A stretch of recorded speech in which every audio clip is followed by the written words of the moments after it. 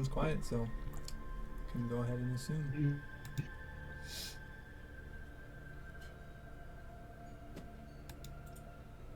Alrighty. Sounds like everybody is ready, yeah? Yeah. I am. Violence. Time to duel. Alrighty. Team Guardrail. Last we found ourselves Brile Tofu, and I believe Lane, could be wrong.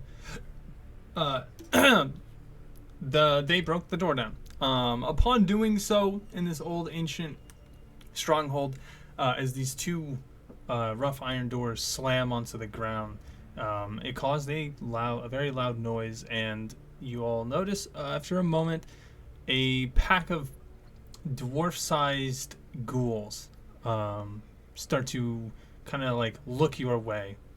And as you guys get a brief moment to see them, they are stunned. They are very surprised and did not expect you guys here. So as you are looking at them, the little bit of dim light that is coming through, you can see that some of the ghouls, they kind of like put their shield their face. Some of them look a little like afraid of the sun for a second, like they haven't seen it in a while. And so obviously it's going to take a second for their eyesight to adjust to light. As you have no idea how long they've been in here, you have no idea how long they have been in darkness, or if they've seen darkness or light in any capacity. That being said, they are surprised. So you all will get one free turn, essentially, to be able to do an action, a bonus action, and either speak with your friends as well as your movement speed. And I'm going to go ahead and give you guys this one free out of turn, but once you tell me what you're doing, then it cements, and then I'll have everybody roll for initiative after. Anybody want to start us off? I'm gonna wait. I can start us off. I think so. Movement. I'll move. Now, over hold on the before you there. go. I do want to state that this plan you guys have come up with, your characters are extremely unaware. You guys do not know the plan. Yeah, in no, character. So do remember that for this turn. Yes. That being said, go ahead. So yeah, that's making a movement. I think I will. Seem to not like the light, so I think I will use create bonfire. Did I mess up? Yeah. And I'll put that in the square. On which square? I'll leave there. Like that.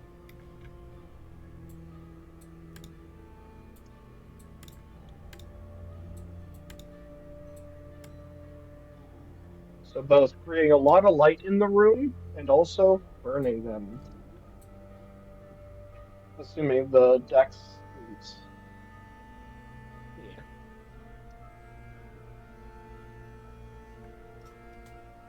Okay. Let's see if I can...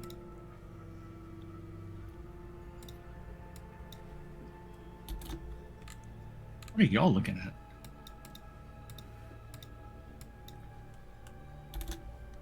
We're in a different hallway. Yeah. Okay, so they're in a different room entirely? Yes. Yeah. Yes. Okay, Um, okay. I- I was like, I don't see nothing, bro. Mr. DM, Um, sir, I think I see far too much.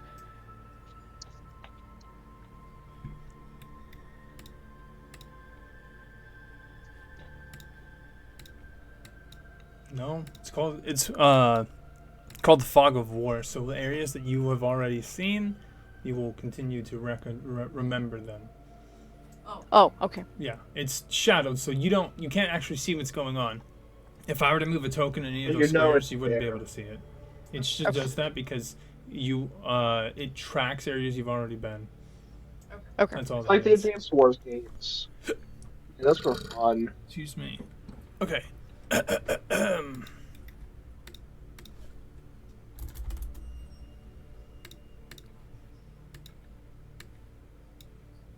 now that I've done my action, I should roll for the initiative.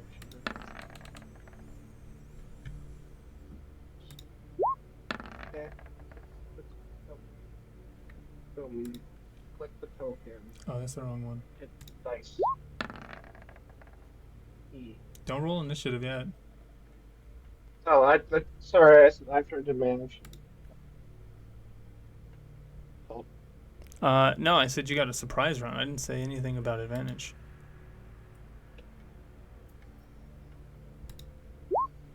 All right, what was the damage? It is if they fail the dex saving throw, it's a 1d8. Oh yeah, you gotta roll the damage. Oh wait, What are sorry. you doing? What the I didn't know if heck? it. Sorry, I'm level 5, so that's 2d8. Oh. I didn't know if they did this save or not, so roll 2d8. Regardless, 11 damage. regardless if they fail or save, you should always just auto roll damage for me.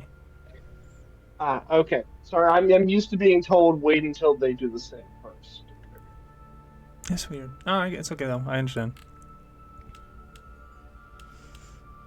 Okay. So 11 damage and just filling the room with light because. And then.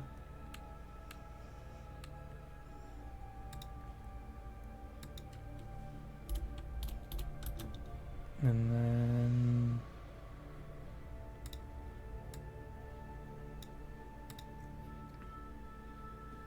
Okay. Right.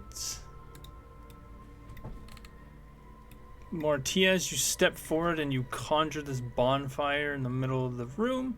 It lands in between these ghouls, and you see that it catches one of them completely off guard. Oh wait, actually, hold on. I have to double check something.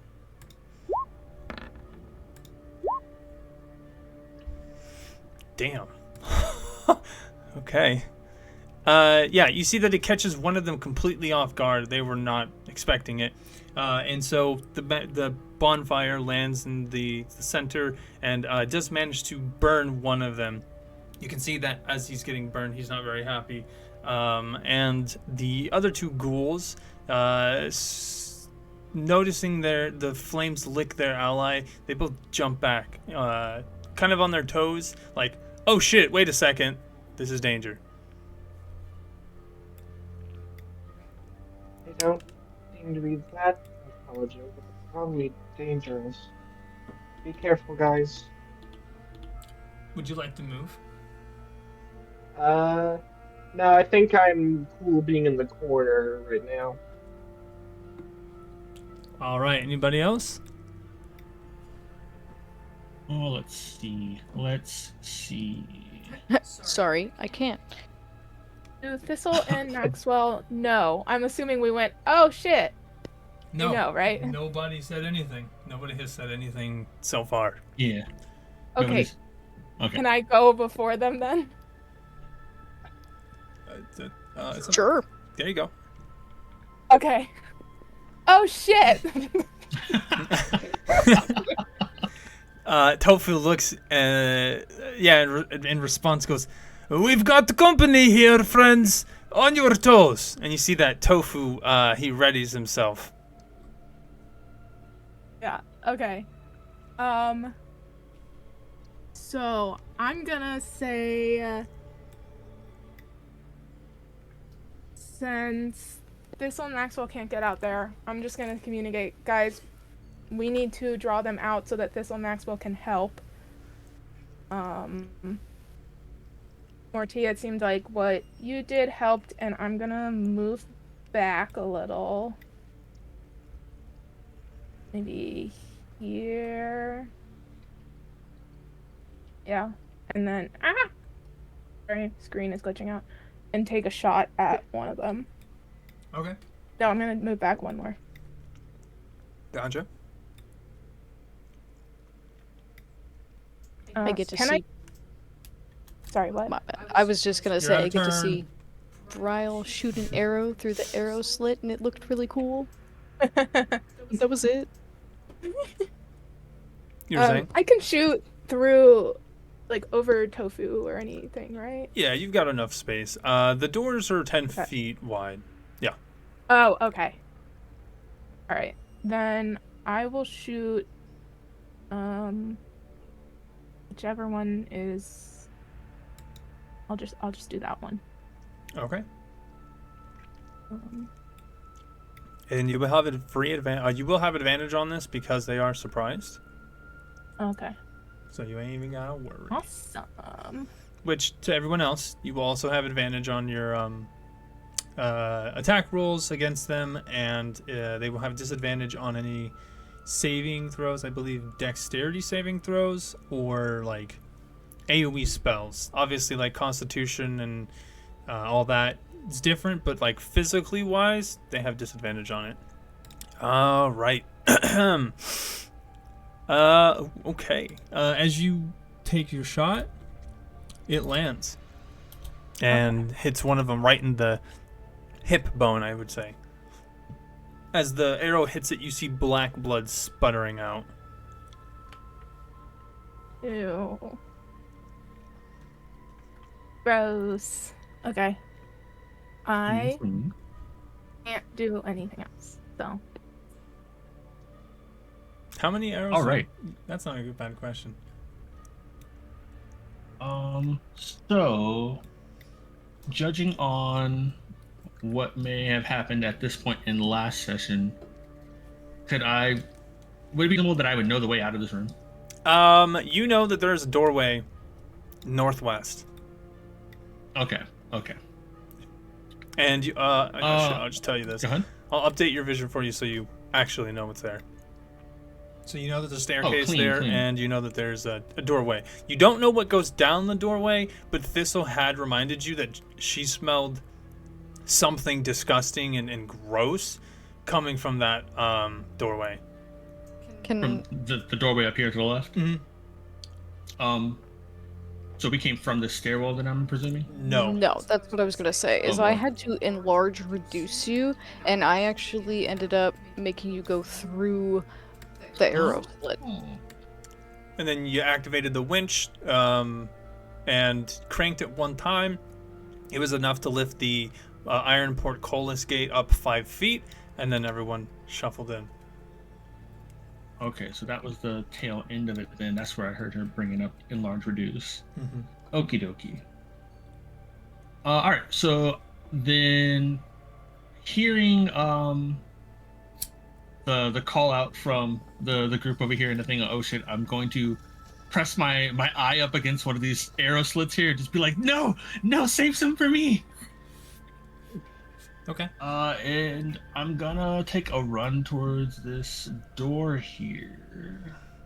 Matter of fact, you know what? I'm gonna move through the door first, just so I know for sure. 5, 10. Is Thistle on me yet? She is. I have to be. Okay, 5, 10, 15, 20, 20 to get to the door. Okay. 25, 30. And then I'm going to... Yeah, I'll action dash to go another 30. Why not? 5, 10, 15, 20, 30. Yeah. Come along, dear Thistle. We have glory to seek. Okay. Roll Yeah. a perception check. Yeah, no problem. Perception. Why's my character sheet all funky? Brian, have you been keeping track of your arrows that you've shot? yes, I was just about to type. Let's- Is it just shots or hits? Hits. No, Okay, I like then shots. Just shots. Okay, then I need to go back and redo my math. But I was at I think 15. Wait, I just shot one, so Yeah. 14. But that's only hits, so I need to go back and add in the ones that didn't hit. All right, hold on. Before you do that, let's see. Add 16 to that. Okay. Cause it's shots, not hits. Shots from it. Cause the idea is that you're Awesome. just firing it to get used to it. Was my headcanon. Okay. Like you Thank already you. know So how you're, to hit you're, it. you're at Yeah, I about got 30. you. Okay, Max. As you begin walking down the hallway with Thistle on your shoulders, I will assume, you get that acrid smell of something that's been rotting for a while, and then, I mean, obviously it's still gross. But you do get a faint hint of dried blood. Like, oh yeah, boy. Here for the violence. Are you saying that in character? Yeah, absolutely. I'm here for the violence. Okay. Right. That's Right? 3. Yes, Brian. Do I hear that? Yeah, you guys can hear it. It echoes out faintly. You can hear Maxwell. You may not be able to make out his exact words, but you could definitely tell that Maxwell's kind of raising his voice a little bit. Lane, it's your turn.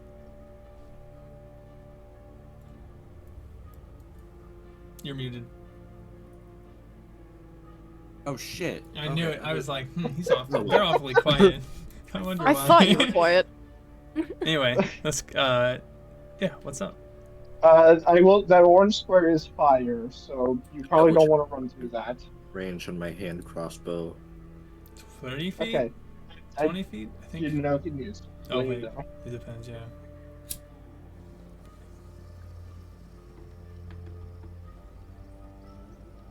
So I can. Yeah, there we go. Okay.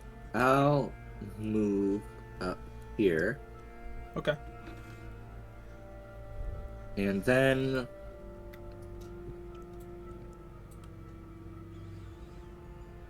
I'll start with this one. The front one. Okay. How do I ping again? Left click with the Hold select tool. With that. There you go. There we go. Well, it can do with any tool selected. You just have to hold Oh. down left click on the area. Hell yeah. And let's see. We have advantage on our attacks this turn, right? Mm-hmm.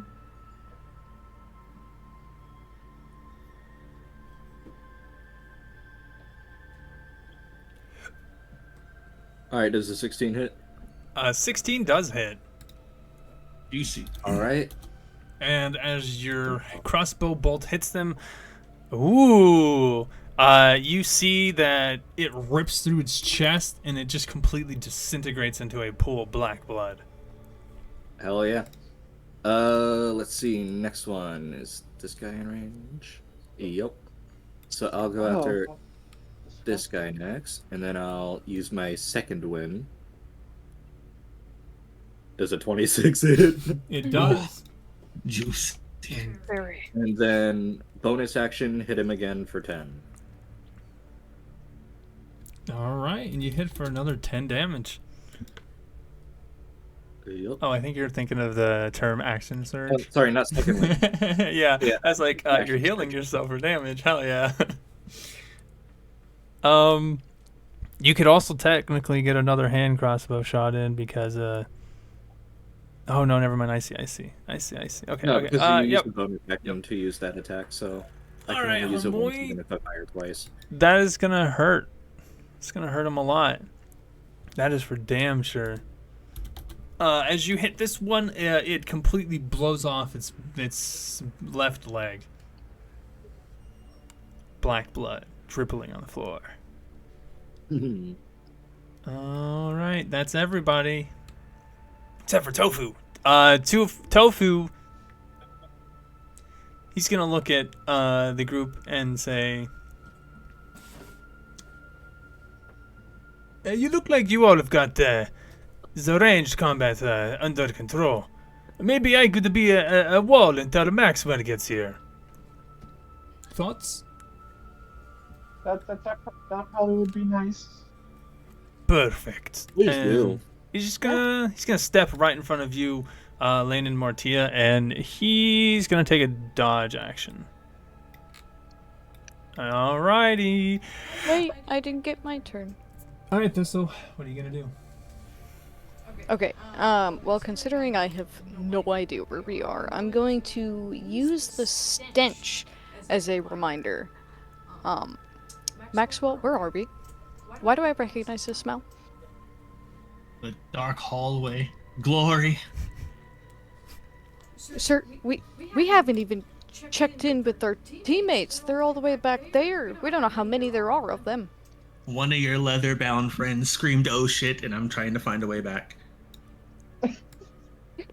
But Leather bound. Yep.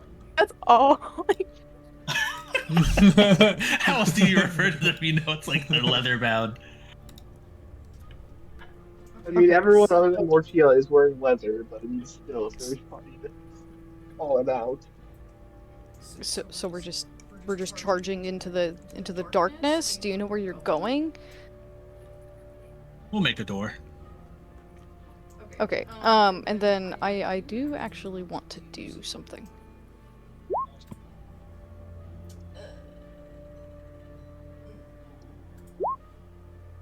Yeah, I want to give this man bear's endurance.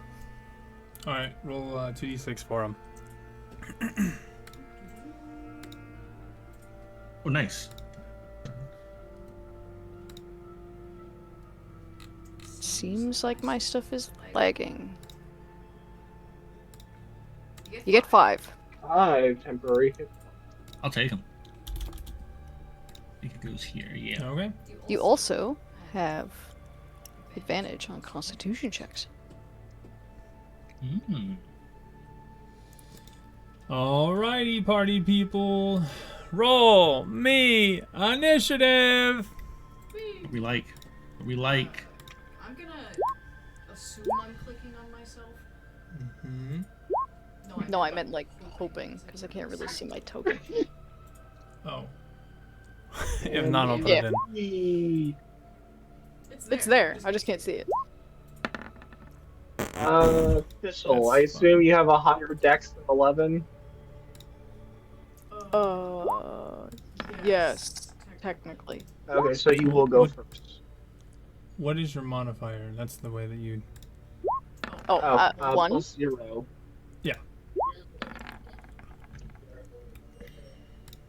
Drago, what you rolling initiative for? You in here too? Or is that Tofu?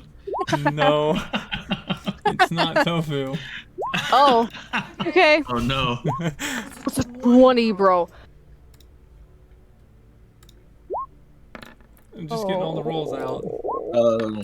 Oh That's a lot of no, dudes. that's yeah. What's happening?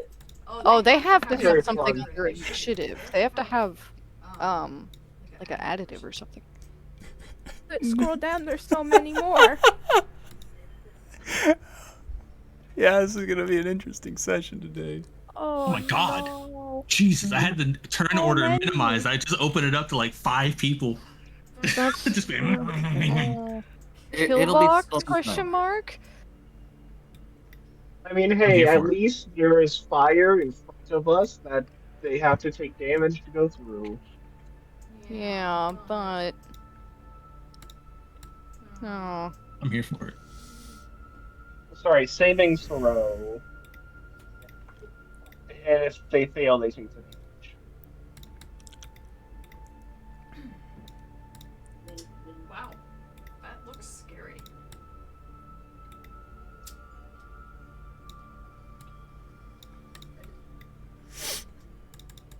All right, Brian, you're up first. What would you like to do? Okay, can you remind me how moist fire works?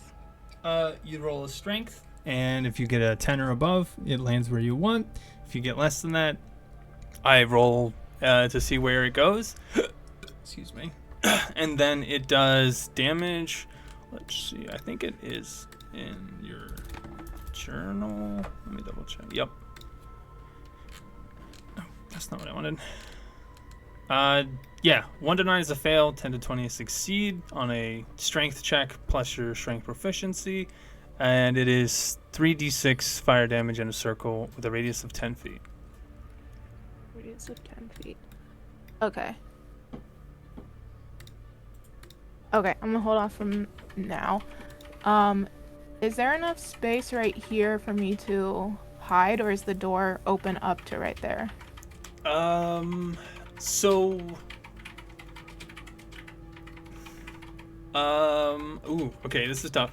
So based off the geometry using the grid as a guide, the these little metal like corners or so would probably be about 2.5 feet. I would say that you could definitely hide behind it. Half cover, I think, is what you would get. It wouldn't cover you But completely. for sneak? That's tough. I think you're just gonna have to roll and see what happens. Okay. Let's go for it. Okay, and take the sneak action as a bonus. Yeah. Yeah. All right, you press up against the wall. You cannot see anybody, and you are sure nobody can see you. Okay. All right, Maxwell. Yeah. Now, yeah. Here we go to you. Well, I'm gonna Oh, shoot. wait, hold on. Yeah, you're right. Brown has a whole other action and bonus action. Yeah. Oh Alright, no. Go Okay, ahead, cook I made for a me, mistake. Brian. What are we doing Okay. here? I'm gonna shoot the same one I shot before. Okay. Which I Isn't think was the that door blocking you? a pop out. I think. Are you asking about her being blocked? Like in terms of spacing with the 3 people being in front? Not spacing. Like let me. Oh, I'm not signed in. What the heck? I assume the door would be like open like this. No, Because you you said guys. no one can see her, but you can't see. You guys busted the doors down, so they're flat on the ground. Okay. My mistake.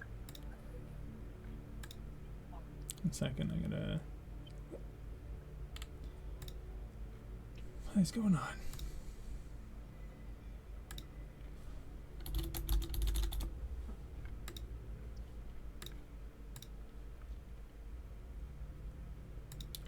What the hell? Sorry, I'm trying to look at my source books right now, and it's telling me that I just don't have it, and I'm like, what do you mean I don't have it? I literally bought this shit and own it. So I'm trying to figure out what the fuck's going on.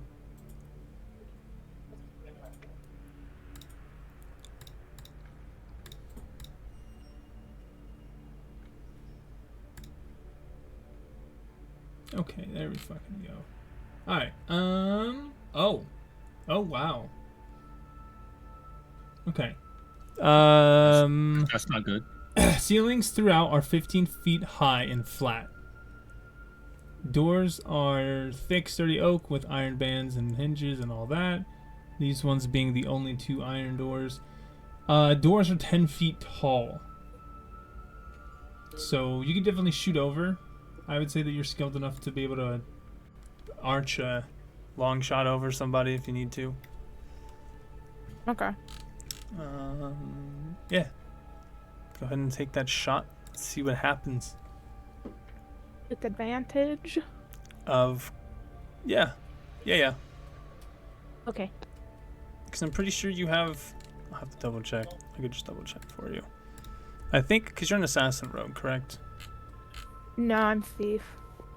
Oh, you're right. So you don't have that. Huh. That's why I had to hide first.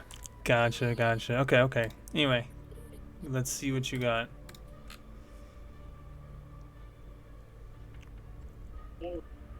Whew. And it is dead. Arrow Juicy.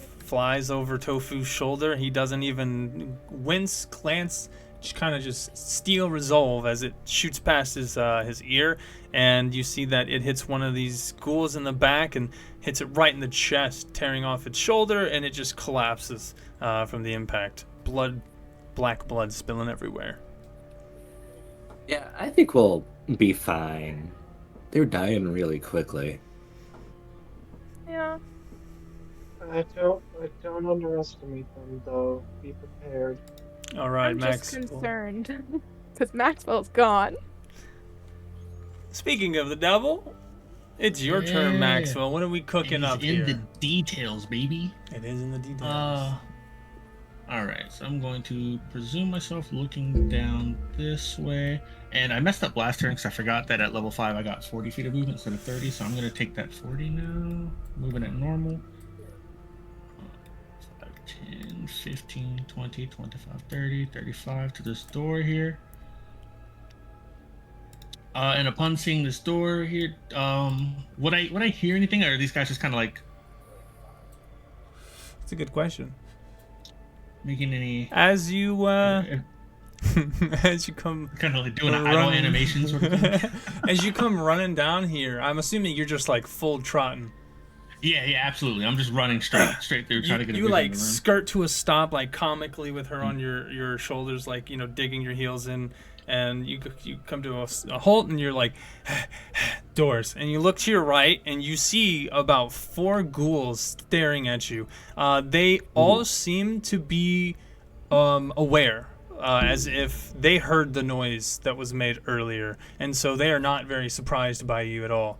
They give you very disgusting looks. These ghouls, just based off what you can tell, are about 3.5 feet tall.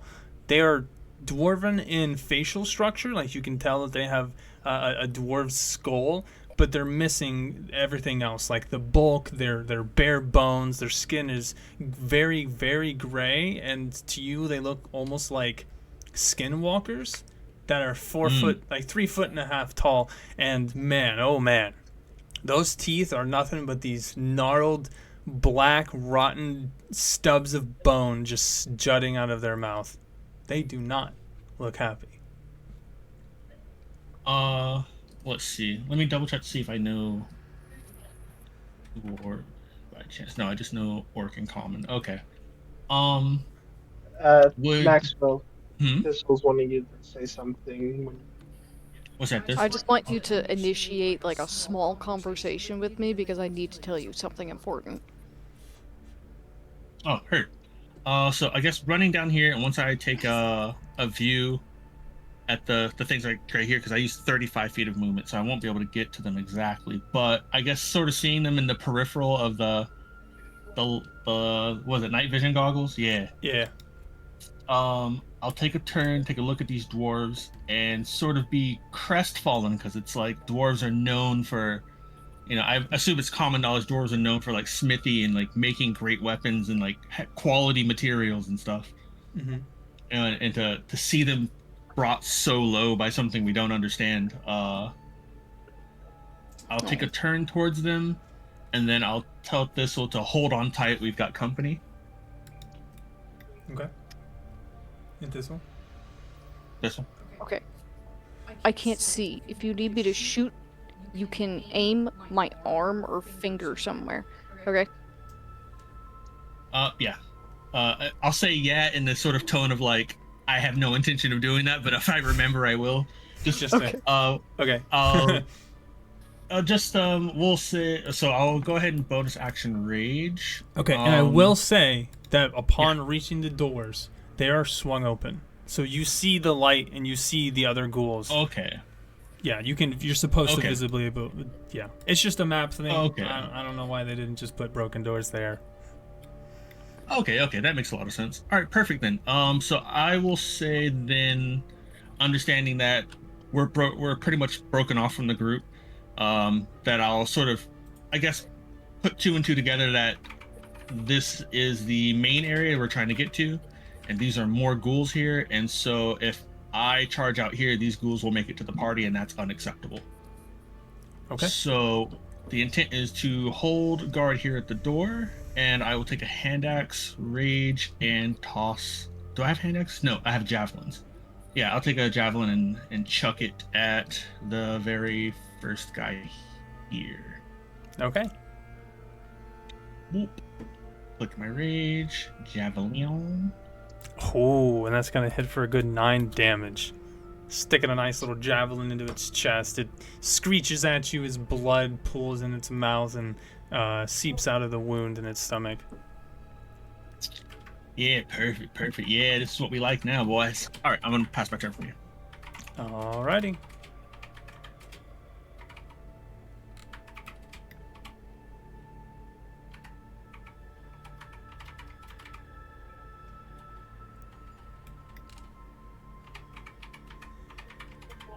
Okay. Alright. Can you post the bonfire spell for me one more time, Mortia? Yes, I can. It's just about to ask, couldn't Thistle see at least a little bit because of the fire, or does fire not directly? Oh yeah, this little fire here. Oh, yeah, I know. I suppose you're right. You're right. Being on max spell, she would be able to At see. least Like- dimly seeing. Yeah, I did forget to consider that. There's Thank you. Grape on Fire. I'm level 5, so it's 2d8. So I failed the dex. Roll me a d8. Yeah, I think that fire is exactly 30 away from us too.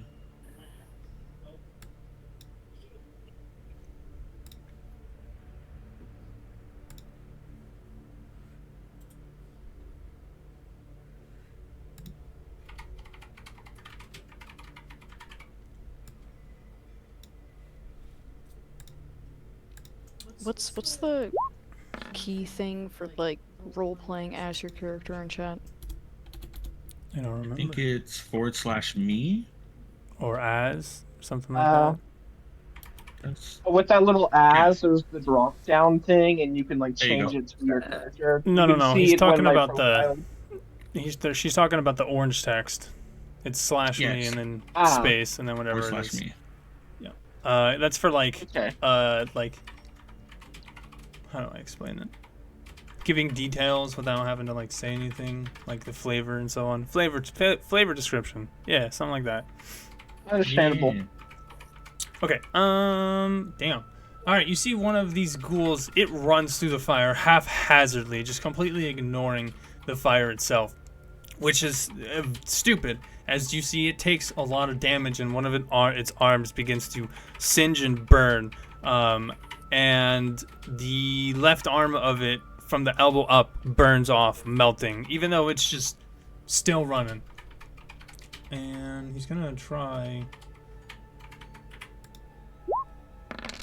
Oh. Oh, Jesus. What a fucking way to start. Okay. And it's gonna swing at Tofu. And you see that as it does that, Tofu anticipates it. Yeah, oh, wait, actually, hold on a second, wait. Yeah, he anticipates it. So as the I was right. ghoul comes up to go swing at him, you see that he smacks its one single arm away, and with just a quick little flick of the wrist, Tofu's still maintaining his pose, and time slows as you see he just quickly jabs that same wrist with his palm out straight into the face of this ghoul, and it just completely just obliterates it.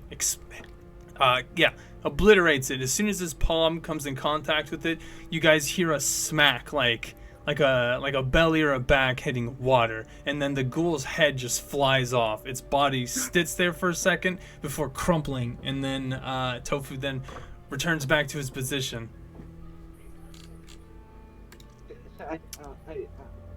Damn.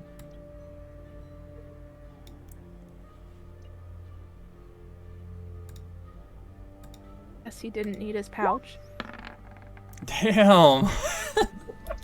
No, he did need his pouch. He lost the key to the fucking well we needed. And you, Oh Tofu. yeah. you see another one of these ghouls still haphazardly not caring about the fire, and is gonna run up on Tofu. Excuse me. And Tofu does manage to parry one of the attacks away, but in doing so, he left himself open just enough that the creature, the ghoul, slashes on like the top of his shoulder. My boy Tofu. Wow, that's right. And he only takes 2 damage. Tofu does or the ghoul? Tofu. Oh, okay. Yeah, that's kind of what I expected. Alrighty. And then Maxwell, you see one of the ghouls rushes past the other one, almost kind of pushing its way between the two as it comes at you and it's going to attempt to try to bring both its claws down you, or down on top of, like, down from above. Yeah. Oh, shit. And he misses as he just misjudged the timing and he slashes right in front of you. You feel the wind off of his claws. All right. Clean. Okay, Lane, we go to you. What would you like to do?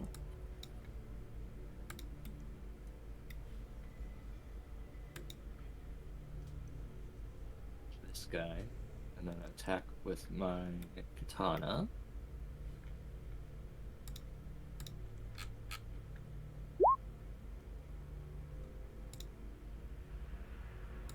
Oh wait, no, I don't have advantage on that. Does a It's gonna hit. 15 hit? Ooh. Okay. I do, in fact, deal 12 sneak damage. How do you kill it? I'm just gonna cut its head off. All right. You walk up and you just clean Quick and cut its easy. head off. And then I'm gonna shoot this guy using my bonus action.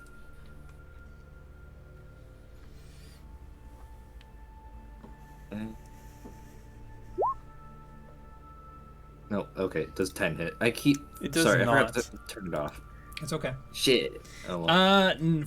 It just flies right on over its head. It's a little too short than what you estimated. Anything else? Stand back again. Okay. All right, Maxwell, you are surrounded. Back against Bring the it. corner. The Thistle on your shoulders. At this point, Thistle, you do see the one guy below. Oh no, you don't. Yeah, you're just not quite in range, but you can smell rotten. I can see the bonfire. You smell rotten, putrid, just like rotten corpse is now surrounding you. All right, I can Mr. hear things too.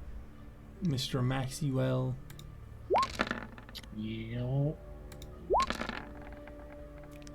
You take. You're raged, correct? Correct. 7 damage, and I need you to roll me 2 Constitution saving throws. Gotcha. You have Gotcha. advantage, don't you? Correct. Oh yeah, because of the bear. And temporary There. HP. Oh, yep, you're right. Oh yeah? Yeah, I forgot about the temp HP. So you take 2. So you only take 2. Yeah. Juicy. And nothing happens. You're fine. You just feel there's a slight burn to their scratches. All right. And then... Damn. Oh, You God, take so good. 4 damage, and I need you to roll me another Constitution saving throw. Gotcha. With the Oh wait, advantage. Roll one more time. Just one more time. Yep. Okay. Same thing. It burns a little, maybe like a cat scratch, but other than that, you're fine. And we go to you, Thistle. Okay. There is. It's not too bad, I think.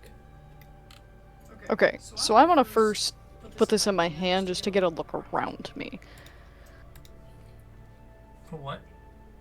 I want to produce flame in my hand at first just so I can see in the surrounding area, and then I have the intentions of throwing it. Okay, well, hold on.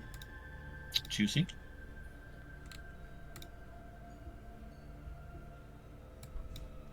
Fire is cool.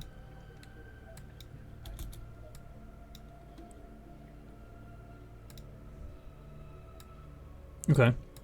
You produce a small flame in your hand.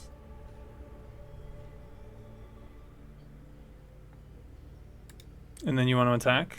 Being able to see now, do any of them look a little bit more, I don't know, roughed up, or like which one looks the most hurt, I guess?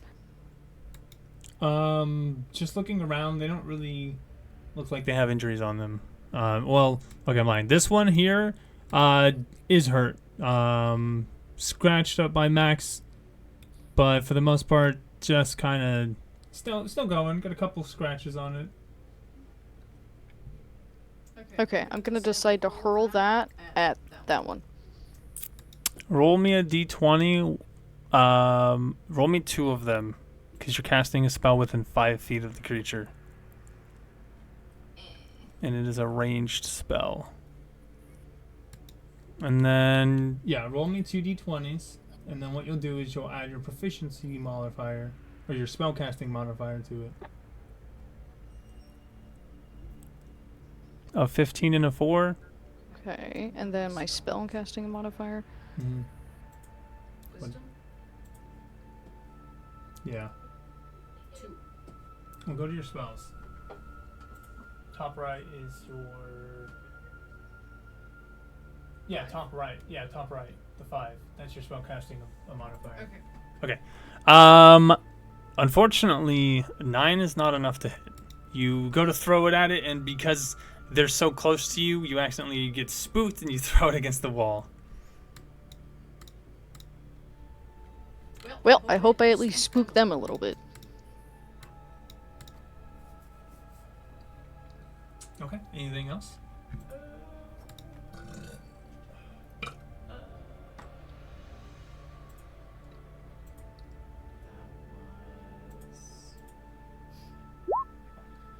Sorry, I meant to hit the eye, not that. Oh wait, you don't No, have to. I don't think I have anything else. What? Hold on. Hold on, Poke.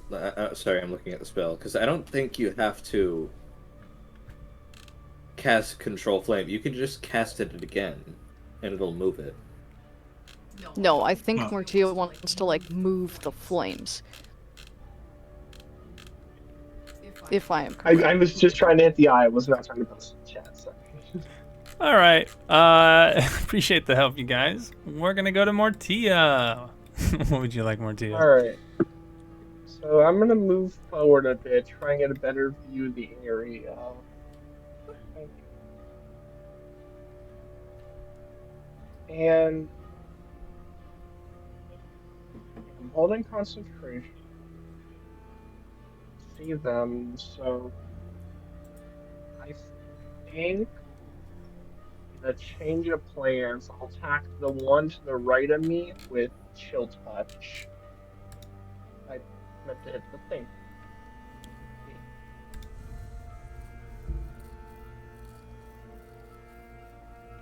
Alrighty.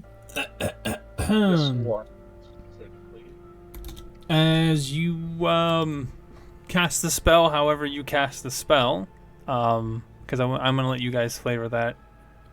Yeah, you hit it with this spectral, ghost-like hand made of almost ice, and it hits the creature, kind of like a ghost would, just traveling through its body.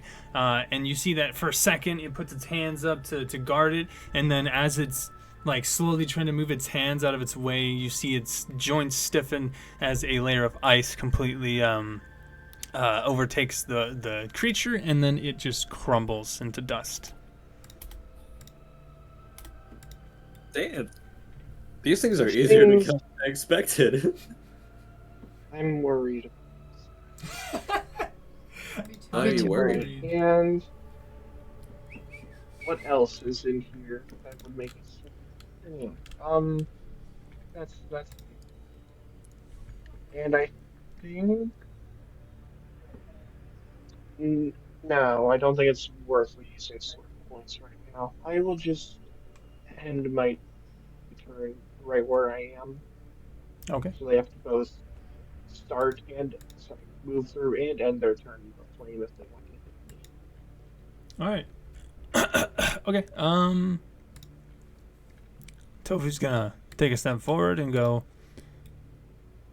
He's gonna look at you, Mortia, and he's gonna say to you, "Maintain your concentration." And he's gonna point up, and you're gonna notice that for the first time that, like, as you look into this hall, the ceiling is bigger than 15 feet. In fact, it looks to be about 30 feet tall, and you can see that the upper third has arrow slits on the wall, like up against the wall. So like a couple here, a couple there, indicating that there's indeed a second story and there's a way to look over this area. And then just above it, there is what looks to be like some sort of mural. But because you're just in the heat of combat, taking a quick glance, you don't make out what it is at first. And again, he says, maintain your concentration, Mortia. I'm going to go find Maxwell and see if I can't get them with the party. And let's see, my boy, can you do it? Thank you, Mr. Tofu. Holy shit. He is just barely going to be able to jump over your flames. You see that as he gets a quick, he takes a step back, begins to leap. You see that his foot kind of slips in a weird way, and he, instead of just straight clearing it, almost front flip / somersaults over it. But he is able to catch himself, grabbing the ground with all four, or landing on all four of his paws before he takes a little deep breath and goes, I should have stretched before I started fighting. And he stands up, and you see that he cracks his back, and his neck pops a little bit as he stretches himself out. And then he is just going to come running down to Maxwell and Thistle. And as he reaches the doorway, Maxwell, you're going to see it. First. Tofu comes running up next to you, and you see that he, out of the left side of your eyes, the ghoul you're paying attention to, suddenly this furry creature of green is there. Tofu, as you might recognize, as he kind of bumps his shoulders up against you. Don't worry, friend. Me and you will defeat these disgusting creatures and get the party back together. Alright, I think he is freezing up. There we go. Okay. I'll be right back. Sorry. Okay. And you're going to see that he walks up and he punches one of the ghouls, getting a nice good cut across its jaw, which will then break its jaw off as black blood begins pouring down from its mouth. Alrighty. And then...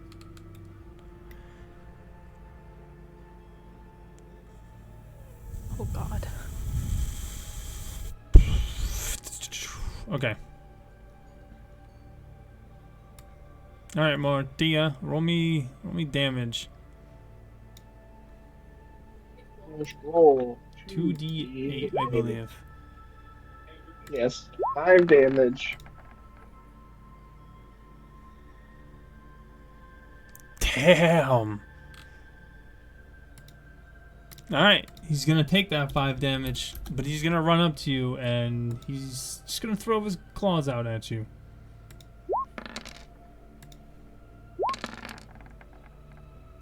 Alright, you take 7 damage from his first claw that swings at you, but the second one misses. I need you to roll me a Constitution saving throw. Oh no. Right? Slash cons.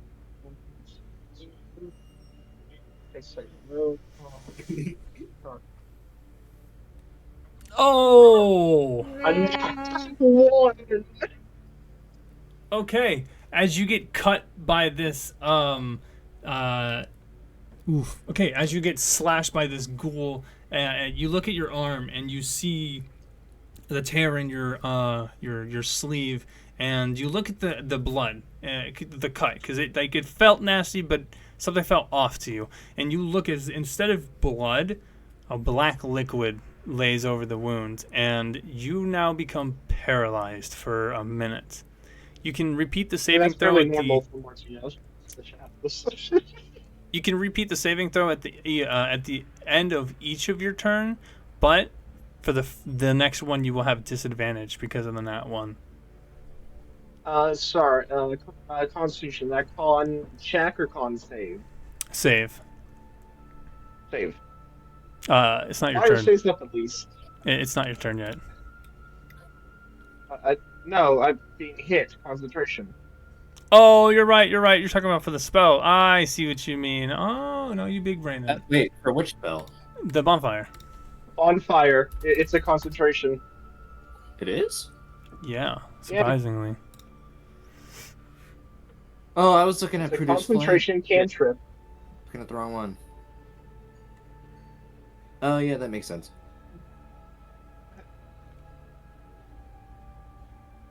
Okay. Bonfire stays up, but you are unfortunately paralyzed. Damn. Okay. If it ends its turn in the fire, it also takes some things. So should I roll that? Yeah. Okay. Roll.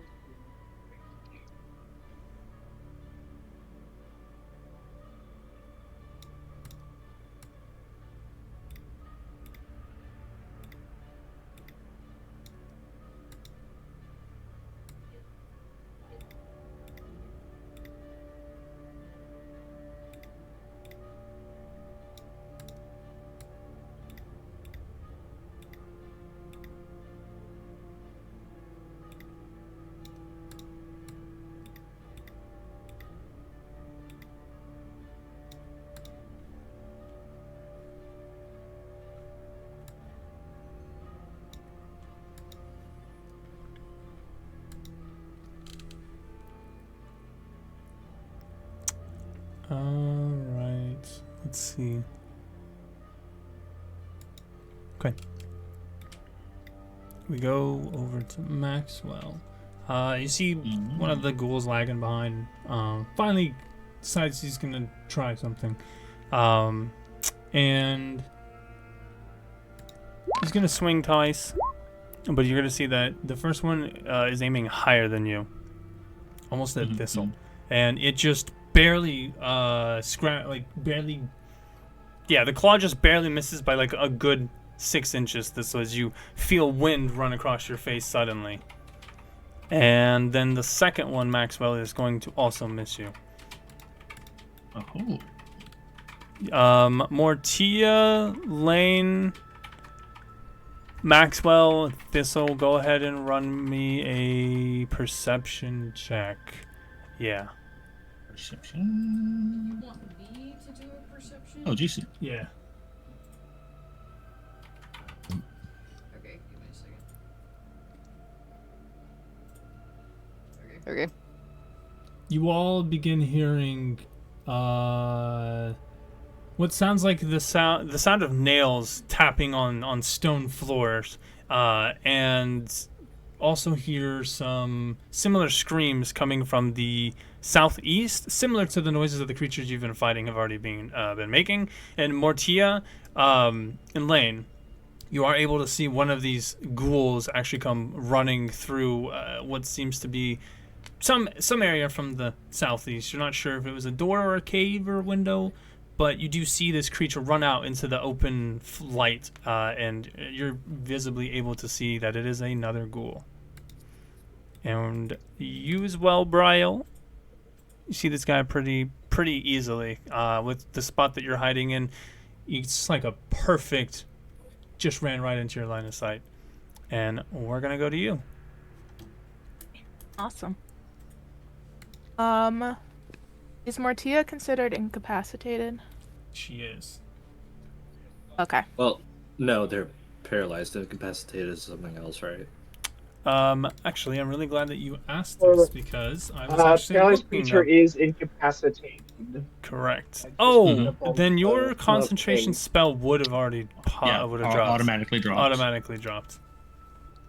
Oh, okay. Right, because incapacitation, that means you... Yeah, okay. So he doesn't take the damage. Okay, yep. Yeah, you see My Mortia... bad. Oh, shit. So then, yeah, you wouldn't have even... You're pretty much considered asleep. Mm-hmm. Like a momentary stasis. So unfortunately, you don't hear the gobbly-ghoul man. Yeah, all intents and purposes. Brian, you see that Mortia's body kind of seizes up and is now stuck in a position where she seems to be looking at something on her arm. Okay. Okay.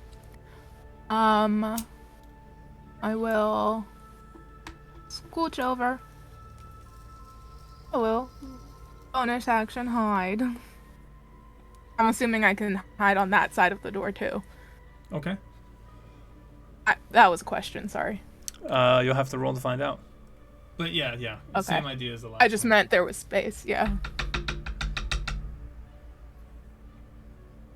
Okay. You are stealthy. Okay. You're like Legolas Yeah, going I'm- from cover to cover. They don't know where you're at. You're slinking in the shadows too much, but all they know is the arrows are coming from someone. It's coming from the arrow holes. They're in the trees. It's at the walls. Oh, it's in the walls. They're in the trees. They're in the walls, Charlie. For They're in some the reason, walls. they speak Vietnamese. Oh no. Okay, I'm gonna shoot at the one next to Mortia. Okay. And that is gonna hit for 19. You shoot its head off. Just one clean peek around the corner without even like you saw it in passing, didn't even have to think about it. Notch your bow, swing, and it just takes his head off. Is dead. And I'm gonna scoot back to where I was. Okay. Alrighty. Maxwell, you are surrounded, my friend, but it is your turn. Alrighty, so it was this one here, top left, that took the swing, presumably at Thistle. Yep. So I will flavor that with me responding with immediately boot kicking it in the face Oh, okay. and swinging with the great axe. Oh, okay. You will Yeah, have just dis- as a flavor means of it, like, get the fuck away from my friend. Oh, okay. Now, be in mind, you have disadvantage because you are surrounded. Perfectly fine. I'll swing recklessly to get regular. I bet.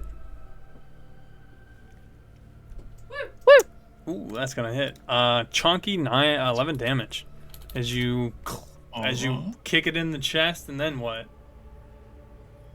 Yeah, so we'll kick it in the chest to get the first hit in and swing the axe around. Plant the foot on the thing. I'm assuming just, it's not knocked down. Pull it out and take another swing.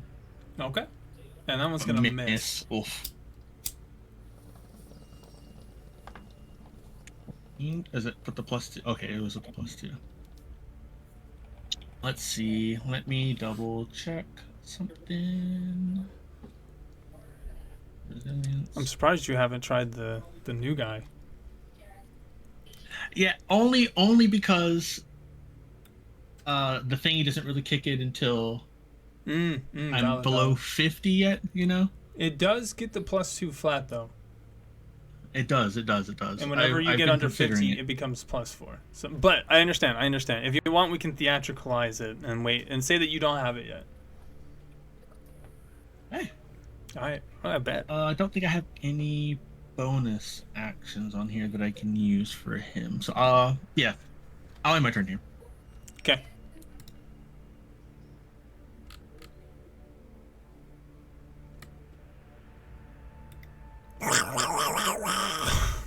Oh.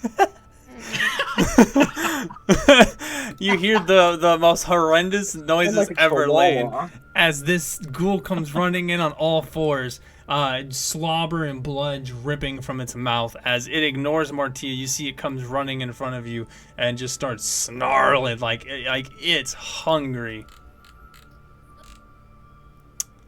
Okay, Maxwell, that ghoul was not happy that you swung at him, so he's gonna try to. He wants to wrestle you. Will you roll me an athletics check, please? Athletics. Yeah. Let's see. I'm raging, so. Oh shit! Oh wait, yeah, I forgot about that. It's gonna flat. No, it wouldn't be a flat. It would just be. Yeah, no, it tries to grab onto you, and you just. Well, what do? These two little clawsies come to you. Seeing as we're surrounded and they have got their pot shots in and stuff, and seeing that one grabs me, we'll look down at it and with a sort of contempt of like, to be made of flesh is humiliating. Damn. Okay. And you push his claws off, and it looks irritated, and then he swing-a-lings at you.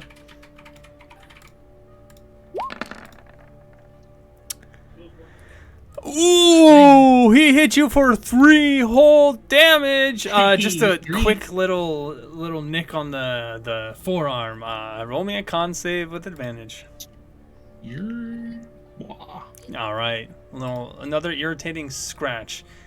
Okay, Lane, we go to you. You see this dwarven disfigured ghoul running to you. What do you do?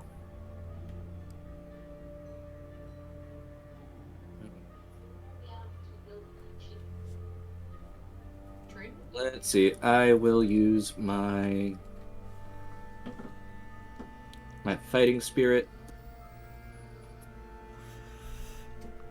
So I get 10 hit points and then advantage on all my attacks. So I'm going to come up here, swing my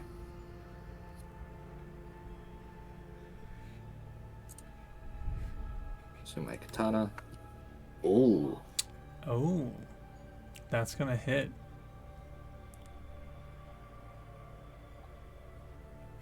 And oh wait, I have advantage. Let me. Okay. I don't know if I do any more damage. And then I will shoot it with my hand crossbow. There we go.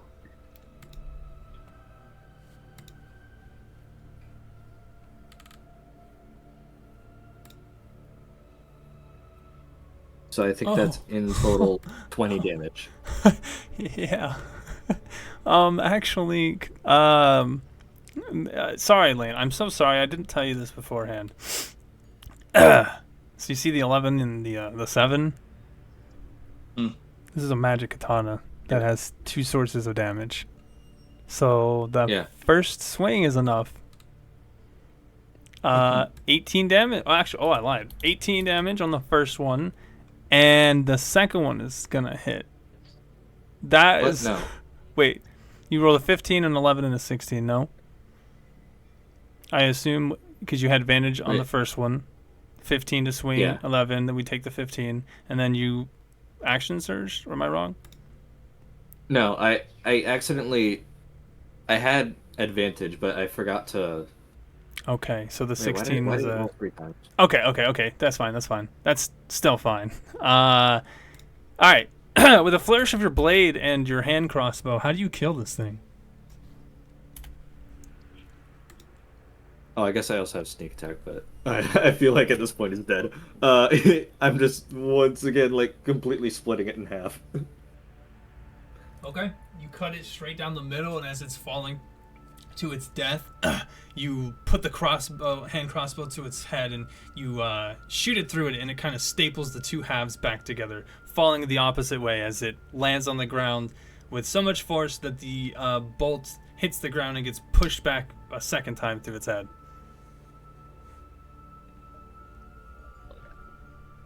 Would you like to do anything else? Okay, and let's see, that's 10 feet. Holy shit! Did you say that in character? Yeah. All right. He says, "Holy shit!" and it echoes throughout the hall. Oh wait, actually, I should probably. Would I hear that? that. Yeah, you hear it. Yeah, it's echoing throughout the halls. You're in the hall. Well, I'm ranged. I can still defend Mortia if I.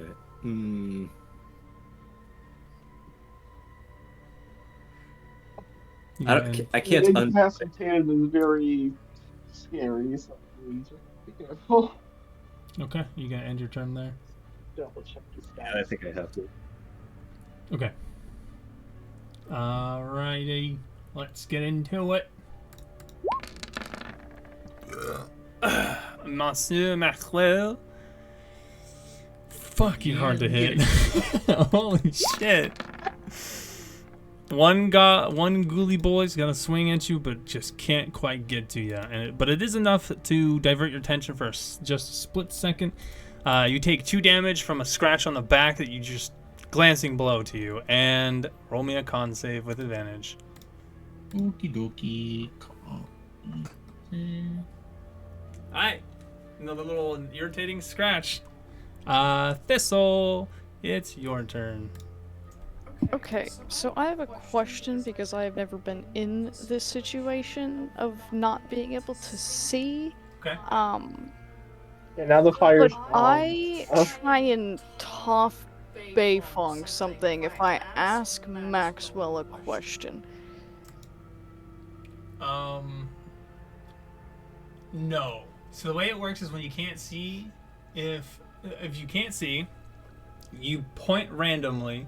So you have to ping an area and say, I want to throw it in this direction. But you don't decide where it goes. I do. Because you can't see, you don't know where it's going to land, so you don't have the fine motor skill to aim it. That being said, if you make a ranged attack or a melee attack, because you're considered blinded, you have a -5 to attack rolls. Or Okay, ranged but attack rolls. what if I ask Maxwell if the monsters that I did see, if they moved at all? It will not give you any bonus. Because he cannot physically give you sight to be able to aim. He can tell you a direction, but that's not enough for you to, okay, I know where to stab. But what if I'm not trying to stab? Okay, so then you need to tell me what you're trying to do first. Because I don't know. I would like to use that. You have to be able to see them, and you can't see them. It takes fine aim. Can I have Maxwell aim for me? Nope. He cannot do an action for you because he already used his action.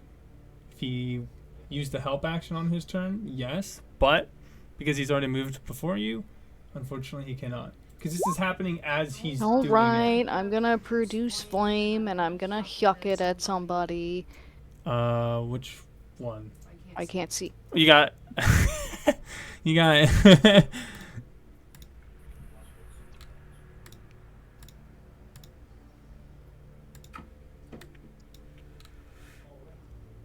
Oh, so... Alright, so teammates have joined and Maxwell has moved, yet I am not with Maxwell? No, you're not... No. I had to move him to move your token because you don't know how to turn your vision on and off. Oh, so he is still there Yes. then. He hasn't moved.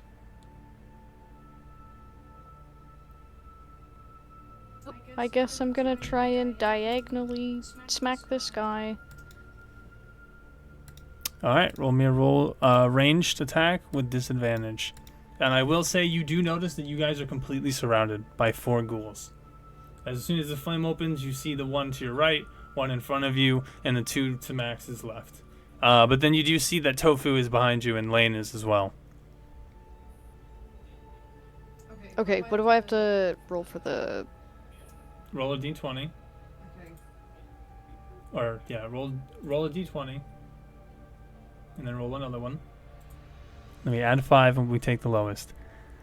9 plus 5 is enough. Go ahead and roll me damage, which is going to be a d8. Oh, but you're level 5, aren't you? So Yeah. 2d8 damage. Plus Plus what? plus nothing, actually. 10 damage. You smack him for 10. Yeah, in a quick burst, I assume Thistle, the flame, she produces the flame and she sees what's around her suddenly and she just throws it out of instinct. Kind of haphazardly, like she just sees a creature and just goes... No, the way that I would do it is that I would produce it and I would literally rotate around Maxwell for a second just to see what's around me, and then I would see, oh well, this is a range thing, I guess I'm gonna try and get as much range, so I go diagonal. Well, you'd be able to see it while you're targeting it. Huh? You would be able to see it while you're targeting, like while the flame is up, so you would be I know. aiming before you... Okay. Anything else? You gonna get off? No? You're just gonna stay? Alright. Okay. Mortia, roll me a Constitution One saving save throw. with, Yes, please. you said disadvantage? Yes. Okay. You break your paralysis. You come back to, you see the adjusted light, and you look down at your wound as the black substance begins to kind of fade away a bit. It drips off of you, and you see that your actual blood begins to be the source of the liquid that is coming out of the wound now. It does not look like this is inside of you anymore. Understandable. So do I take? Is that the end of my turn, or do I still take? That is the end of your turn. Okay. I just wanted to make sure we were on the same page. Oh, you're all good. I wonder. I mean, I could. So like, what's stopping me? Oh. Nothing. Nothing. All right. Tofu do what tofu do.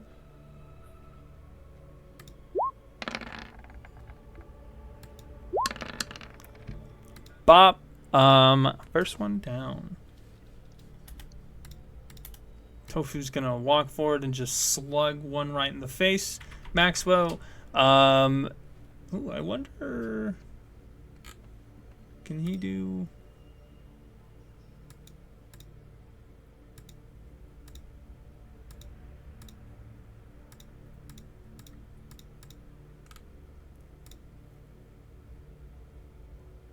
Ah, there it is. One of these guys. And make me a strength save, you butthead. Ooh, that was close. All right. Maxwell, he's gonna slug one of the ghouls, dropping it immediately, and then takes a nice little stomp on its head, killing it, and then you see that he rotates his hip and snaps a nice little just front kick right into this other one, which, fuck. Okay, he gets sent back and dies as it collides with the wall here at the end, just crumpling in a massive flesh and bone. And then, because I'm here for it,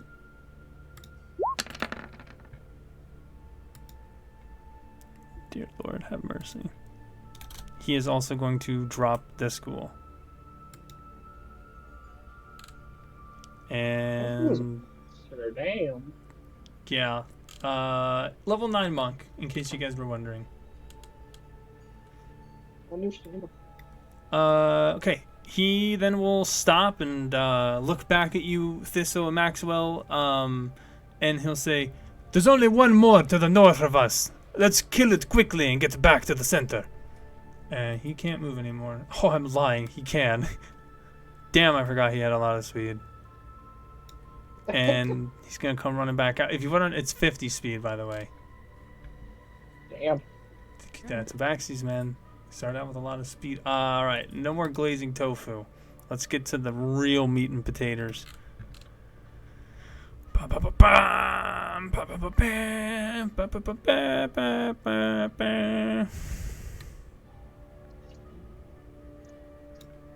Here and here and there and there. All right.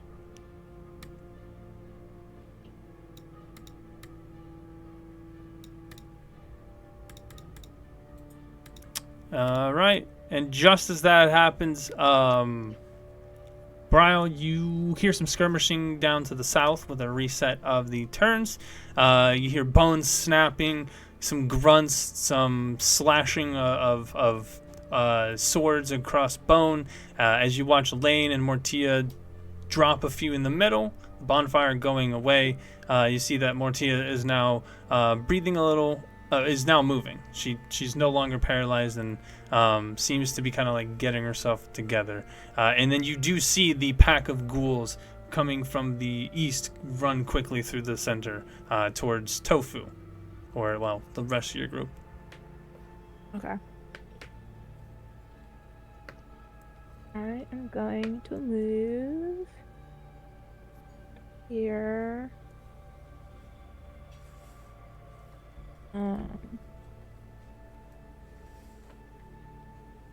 Okay. That was 20.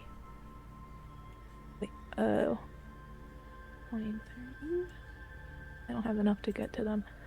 Oh, but Tofu's in range, so I can shoot. Yeah. Okay. I'm going to shoot this one. Okay. and Tofu's next to them, so I should be able to get advantage and sneak attack, right? Yep. Okay. Just making sure. No, you got it right. It's It the never bre- happens. It's okay. It's the bread and butter of rogues. It's like one of the freest things is attacking the thing next to your teammate. Yeah. Roll me damage. Woo. God Ooh. damn. What do you do? Nice. I say, Tofu, you're kind of cool now. Duck. And then shoot. He looks back and he sees the arrow, but again doesn't even wince at it as it flies past, hitting the ghoul, and it's gonna stick the ghoul to the wall. His body now stuck like someone being hung by an arrow, straight through the throat. And then you see Tofu looks at you and he goes, "What do you mean now? I thought I was always cool." Well, He looks we at can you talk with- about this later. Let's finish this. raising an finish eyebrow. Okay. Anything else? No, that's it. Maxwell, the bodies be dropping thanks to the furry Their friend. bodies dropping, brother. They're What- hitting the floor, dog. They are. There's one left in front of you. Bodies- What would you like to do? Bodies- Good son. Definitely, seeing that we're having all this new conflict here, Tofu has left my side. It's just the one. Definitely gonna whirl on this guy here, give him a bonk or two. I will swing recklessly on him just to make sure he knows that it's It's all personal. bad intentions. And a nice 11 cleaving off his arm. Nice. I'm gonna swing again. And he's dead. Yes, sir. We're gonna bash him up against the wall, sort of in a nonchalant sort of way, so we can actually turn and Okay. get to the good stuff. To the Flat good side stuff. of the These great guys. axe. You swing it and just like crush his skull between the wall and the axe, dude. And I will just sort of walk through here. Just sort of like I don't know, like a stiff shoulder way, just kind of like walking past lane thingy, circling around this guy here, so I can get behind them. Okay. That way I don't leave his melee as I'm circling. And let's see. Use both my attacks here. Yeah, I'll end turn here. Alrighty. The rest of you see Maxwell come running from the west side, positioning himself back to Brio and Mortia, facing the two Ghoulios. And we go to you, Lane.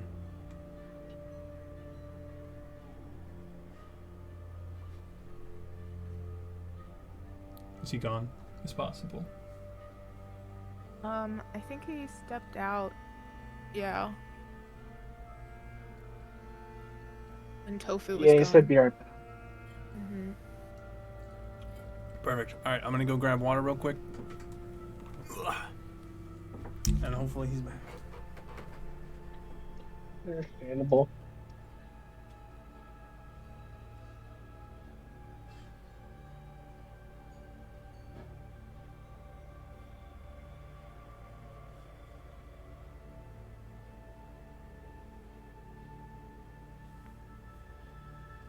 You gotta figure out a way how to get Maxwell his own night vision goggles. Yeah. I feel like we should just pick up a couple extra pairs in case something ever happens. Well, they were a magical object. Yeah. So I did purposely buy these from a merchant. So I don't know if they're ever gonna pop up again. We should like keep an eye out when we go to another magical. Oh, definitely. Like if that's an option, then we should buy another pair. Because realistically, there's only like some spells that I have that don't require me to like see the area. Mhm.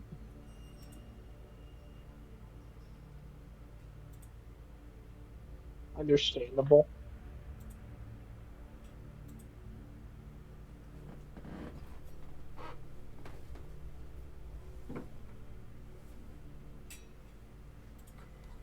I have a question for you, good sir.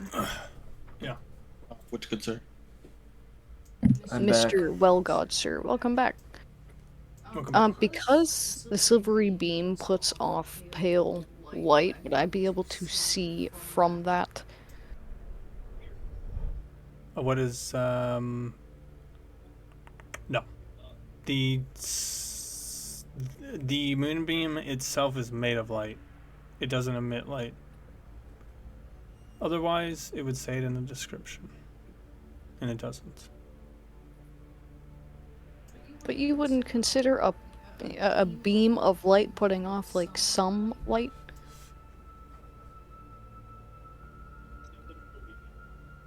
He's cooking. I see where you're going with it. Let me check something.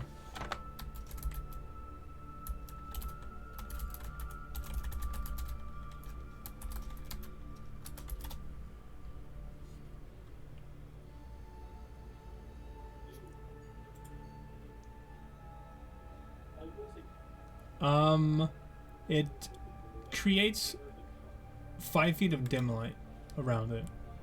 That's it. So it does. It's just not very. It's not bright light though. Okay. All right, Lane. It is your turn. Thank you. Sorry, it took a while. No. You're okay. You're okay. Update. Tofu killed a couple of ghouls from the west here, freeing up Maxwell, who then finished off one remaining ghoul, and a small pack of ghouls came from the east. Maxwell is now in between two ghouls, facing you and Tofu. Tofu obviously just chilling next to you. Bryle and Mortia are up to the north here, and Mortia is no longer paralyzed. All right. In that case, I'll go and attack this guy first. Let's see. Wait, hold on. Let me make sure. Okay. Because I don't get advantage, but I do get sneak attack. Does What do you do? Oh yeah! What do you do? Oh. Roll. You can roll 2d6 if you want to see the damage, but we all know what happens. No, I think it actually did. I think it. No, it didn't. Because it doesn't have that one. It doesn't. It's hard to add a third damage and make it only on crits. So if you want, you can. I mean, because technically you do double Well, that's sneak part too. of the fun, though. No. It did automatically look at his previous swings. It only has the one number. This has one number plus number. Well, because he crit, what Mhm. happens is so whenever you hit a crit, let's say it's with a normal longsword that only has one source of damage, you deal the full hit die, so a D8 for the sword. So I don't know why it didn't auto to the katana. I could change it in a second. Because there is a crit setting to tell you how much damage it does when it crits. So it would be 8 plus 6, and then 10 plus. Oh shit! 13 plus 6 on crit. Sorry, my Because misunderstanding. that first, like when you roll the hit die for the damage, the first hit die is the one that you get for free. The extra hit die is because of the crit. So you always max out the first hit die, and then you get the bonus. So you're actually hitting for so much. Here, let me. Okay. So 8 plus 6 is 14. Then I did 3 sneak attacks, so that's 17. And then I did 4 damage on the 2 extra 2d6. Okay. So okay, that'd be 21 damage. Don't forget that you have magic bonus to this weapon, so it's more than that. So because you have I think that is counting the. It bonus, doesn't add. Oh no, you're right. Yeah, it's dead. It's dead either way. It is very dead. Holy shit. Yeah. It is so fucking dead. What do you do to it? Alright, and then I am once again like splitting that thing right down the center. I am bisecting it. All right. And you step upon its corpse. Every single time so far has been like that. And then That's I'm so gonna fire, though. fucking Shoot the other ghoul with my hand crossbow. Yeah, that's right. 4 damage. Not as impressive, but still nice. Yeah, it still hurt. That's for damn sure. Damage is damage. Okay, perfect. All right, Thistle, you can see. What would you like to do? How can I see? Oh, sorry, I forgot to give you your vision back. My bad. Oh, wait, what? There isn't no. Oh, that's right. There's no light here. My bad. You're still blind as a bat. You guesstimate where you're at, based off of the noises. You know you're in the center hall, or at least in a larger room than last time, with there being a bit more echo here. I'm assuming I can hear the weird growly thing next to me, right? Mm-hmm. Okay.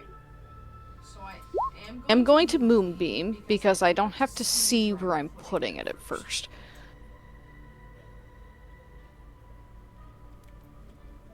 Good eye. Good eye.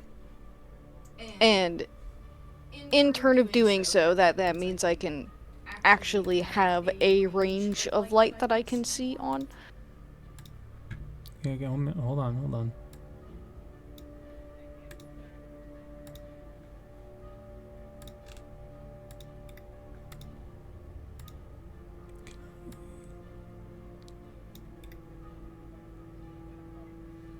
Can I not?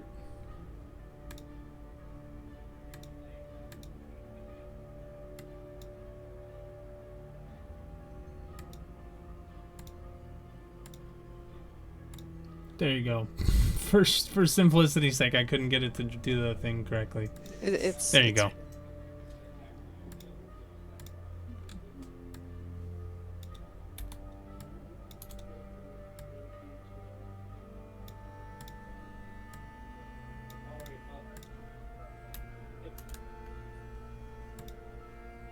Why can't I?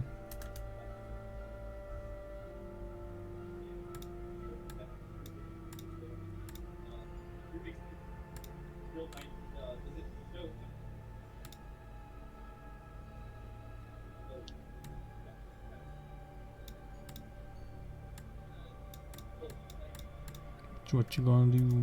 Oh, you gotta roll I gotta roll the thing. Hold on, my bad. Good. Roll me the damage, anywho's.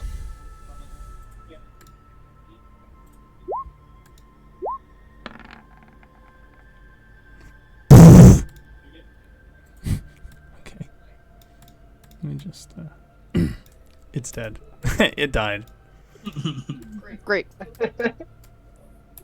All right, you throw your moonbeam down, and you hear the disintegration of bones and skins and very upset screeching noises.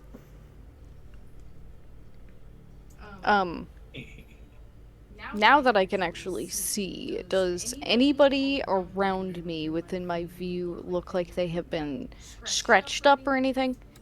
Well, you don't know. You can't see as far as Tofu, but Maxwell looks okay. Having taken a couple scratches you see on his arm and his shoulder, but Lane looks fine.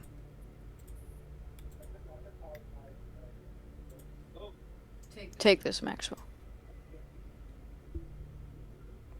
Roll the dabblage. Heal me. 1d4 plus your spellcaster. Yeah, heal me. You get at least 6. You get 7. 7's enough to put you almost up to full, though. We'll take it. All right. Anything else? Okay. We go to you, Mortia. Okay, so actually I'll step This forward a little bit to get a better vantage. And seeing this thing still here, after being hurt by another one of it, I think I'm gonna try the using my +1 rapier. I'll use booming blade. So I make a melee attack roll, and if I hit That it does an extra 1d8, and if it moves, they take 2d8. So let me roll my right here. That is going I to did not mean miss. to do disadvantage, but it's still gonna miss. Okay then. Wait, what? So, Okay. Okay, never mind. You're good. You're good. And yeah, unfortunately, that will miss. damn. The dice do not like me today. Would you like to do anything else? Um.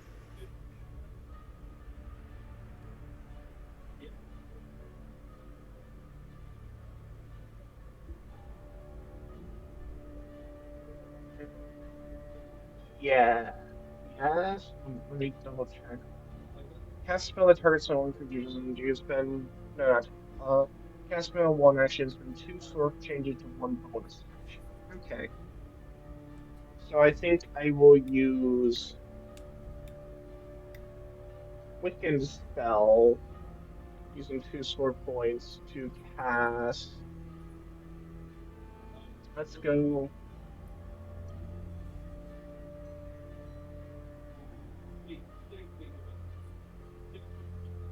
Let's go vampiric touch. Oh, I meant to hit the thing.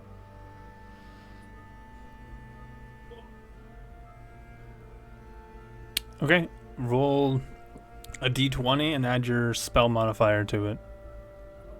I did. Right on top of the thing. Accidentally hit that first instead of the description. Oh, 22. Juicy. Okay. Um. Oh, geez. As you grab this creature with your Shadowwreath hand, you attempt to siphon the life force from it to heal your own wounds. And as you touch the creature and you begin to try to absorb this energy, you realize that there is no life force left in this creature. And you, in fact. No. Oh no. You, in fact, absorb what seems to be maleficent dark energy. And you suffer the effects of vampiric touch. You take 12 damage and your HP is cut down by 12. No. Oh my god.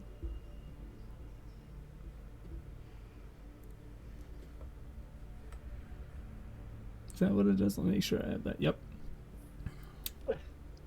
Okay. Yeah, and as you pull back from this, feeling your life force weaken, you can sense that this is indeed not a living creature by any means. I did not think that would happen on Undead. Understandable. I know for next time. Uh, well, that is all of my things, and if I move away, I get hit. So that is the end of my turn. Ouch. Okay. Tofu's gonna run over, dodging the moonbeam, and seeing you wince in pain, Mortia, he's just gonna walk up and he's just gonna hit the guy for you. But with some extra gusto, because he saw that it hurt. The first one, just a quick little jab to the stomach. You hear some ribs break and crack into the first swing. And then his second one is going to be an uppercut, sending the dwarven ghoul crumbling as its jaw flies up, crushing its skull, and it dies. And that, my friends, is the end of combat. You all breathe a yeah. You all breathe a sigh of relief, and taking 6 seconds after the combat ends, it is completely silent in here. You can hear the wind coming in from the door, kind of just flowing throughout the hall. You can tell that nobody's been here in quite a while.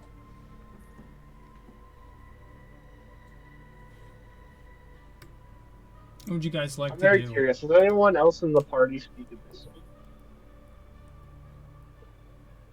I do not. Does anyone else in the party what? I'm sorry, I didn't hear. Anyone other than me speak Abyssal? No, most certainly not. Understandable. Uh, It's a I- very like niche language. I just thought it'd be very funny. I mean, it makes sense for you. I got Common, Druidic, Yes. Gnomish, and Sylvan. Common, Abyssal, and Deep Speech. So I have Elvish, Sylvan, and Thieves' Camp. We're just listing all of them. Okay, hold on one second. Let's see. I have Common, Dwarvish, Gnomish, and Orc, and Thieves' Cant. a Can lot. I move my I'm a beam? polyglot. Where? I just want to. No, I can't. Like, I can create bonfire Let if people me. need light again. just be mindful of your spell slots. It's a cantrip, so it doesn't There you take go. a lot. Yeah, I think I will use create bonfire over here where it won't impede anyone, but there's going to be light. No, well, that's not what I wanted. Oh well. That was a lot more than I was expecting. I'm gonna rest for a second. I over and lean by the pillar, catching my breath.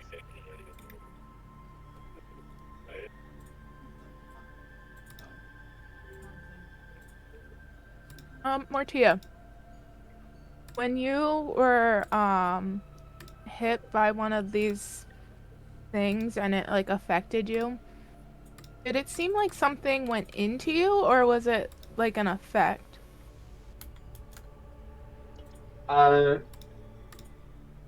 Would I know what happened? Should I roll for that? Like, what do you mean? What was the question specifically, Bryle? They can't hear you. Oh. What was the question specifically again, Bryle? I was saying, basically when she got paralyzed, did it feel like something went into her, or if it was an effect that happened? She does not know. All Okay. she knows is she got scratched by the ghoul and then she was paralyzed. I'm sorry, I Oh. don't know. I'll chime in you're- that during the times that I was hit, that it felt like something burned when I was hit, but I didn't suffer the same effects stopped the as bonfire. Mortia.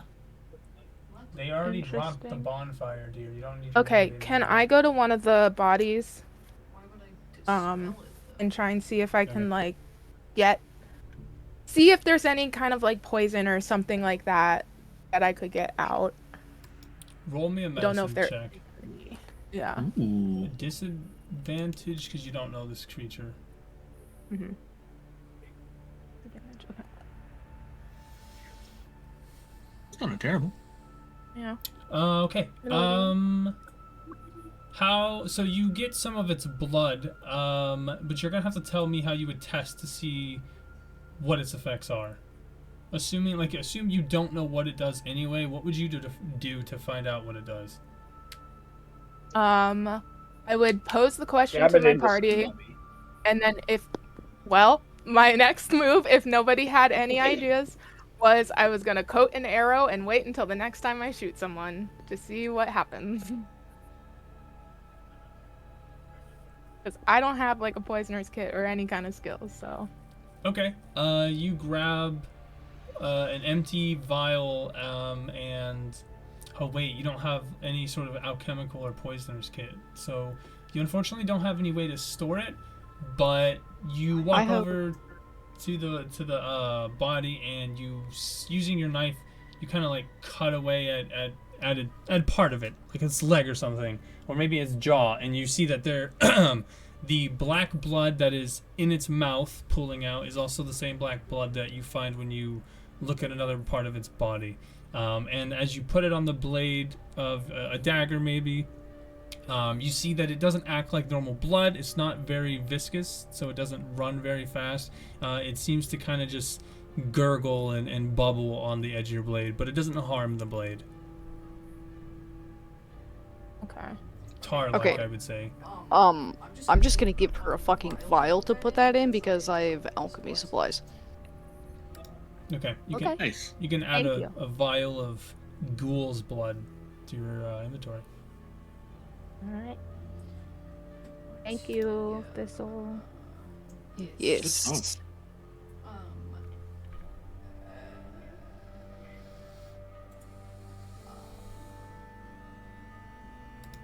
Anybody else? Anybody else want to do anything? yeah. Yeah, I want to heal Mortia. But Mortia.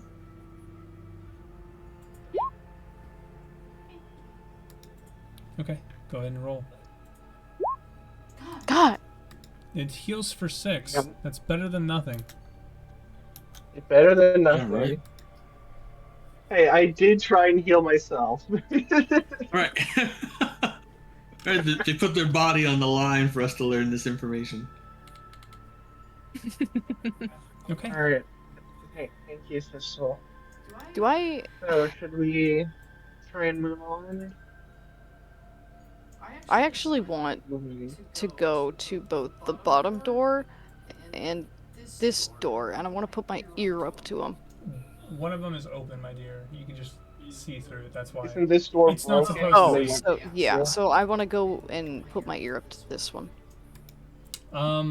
Well, it is a very heavy wooden door. You can't hear anything. They're just too thick.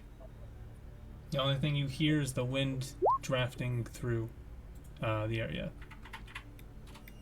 Okay, since y'all bumbling around, and I don't want y'all to sit here too confused.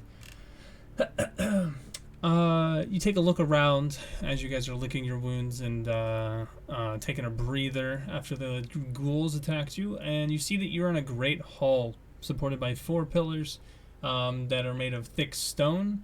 A thick layer of dust did cover the stone, but obviously since you guys have been moving around and there's been combat, you can now see the blood splatter and the footprints and so on inside the area on the floor. And you can see above you there are arrow slits that are set up in the north and south walls. So the north one being the entrance, the south being where the door is. Again, 20 feet up. And there's also what seems to be a small balcony protruding from the wall above the eastern exit here. You can't see obviously up there, but you can see that there is a ledge. To the right, you see what looks to be like maybe a set of like a cave almost. Part of the stronghold or the fortress seems to have crumbled, as if a cave in from the ceiling and so on.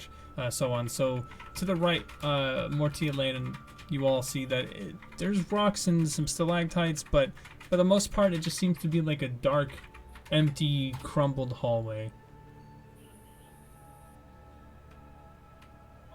Okay, so Thistle, you fly up how high? At least 20, right? I guess.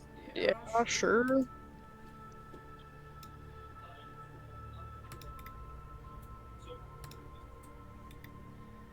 Where did I go?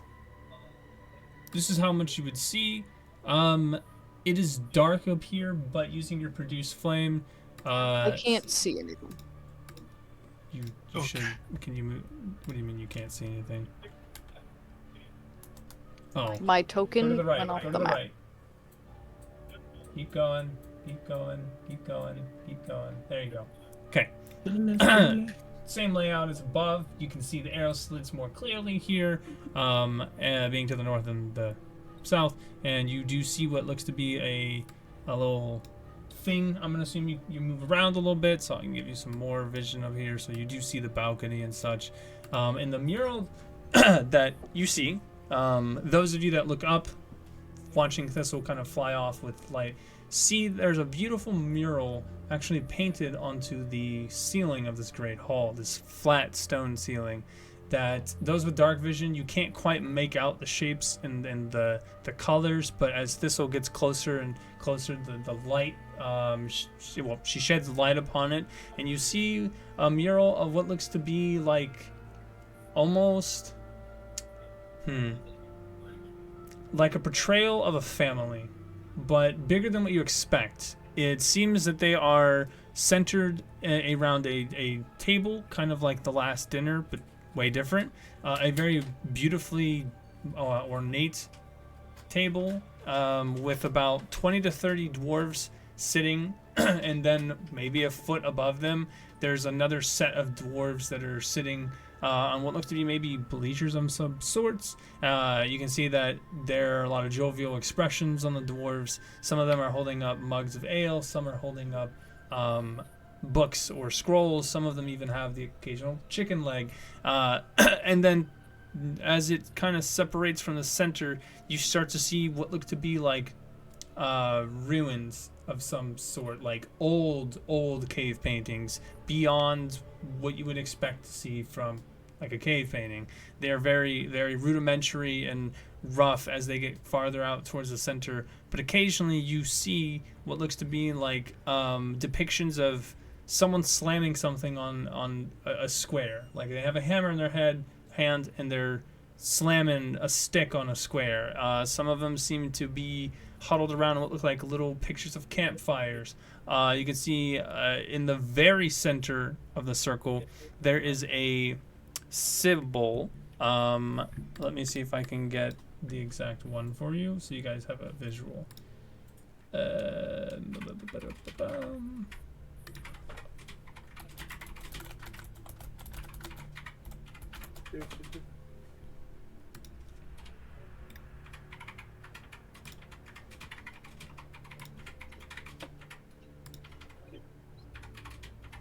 Okay. Alright, it's in the Discord general. It seems to be what looks like a anvil with a ornate hammer across it, surrounded by different sigils and writing, almost like it's written in a language. Those that does anyone here speak Dwarven? I do. Okay. Elaine. Nice. All right, so you recognize that this is written. This is Dwarven written literature and inscribed on the top of the sigil of the centerpiece of the art. And you can see other inscriptions as well, written in like very old Dwarven, almost like incomplete sentences. The word usage isn't quite right, or just you can tell it's a very primitive style of writing. But yeah. You guys see this large mural above you. What does it say? It is a... Oh. You read some of the words and recognize some of them. Axe, fortress, smith, prayer, fertility, growth, and then you recognize the word dwarf father, as well as, where is it? Come here, you little son bitch. Some of the words like metal and jewels, words of that idea. Go ahead and roll me a religion check, please, Monsieur Elaine. You recognize that this is the symbol of Moradin, the Dwarven Allfather, known as the Dwarf Father. He's a lawful good deity of pretty much every smithy or armor smith or weaponsmith for dwarves. Usually, if you got a blacksmith that's a dwarf, he probably is fucking with Moradin. And this is his symbol. You can tell that they praise this god.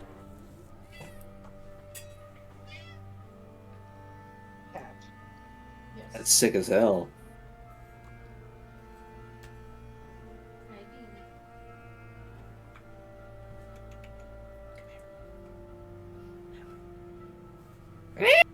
Okay. Shit, Maddie, ow.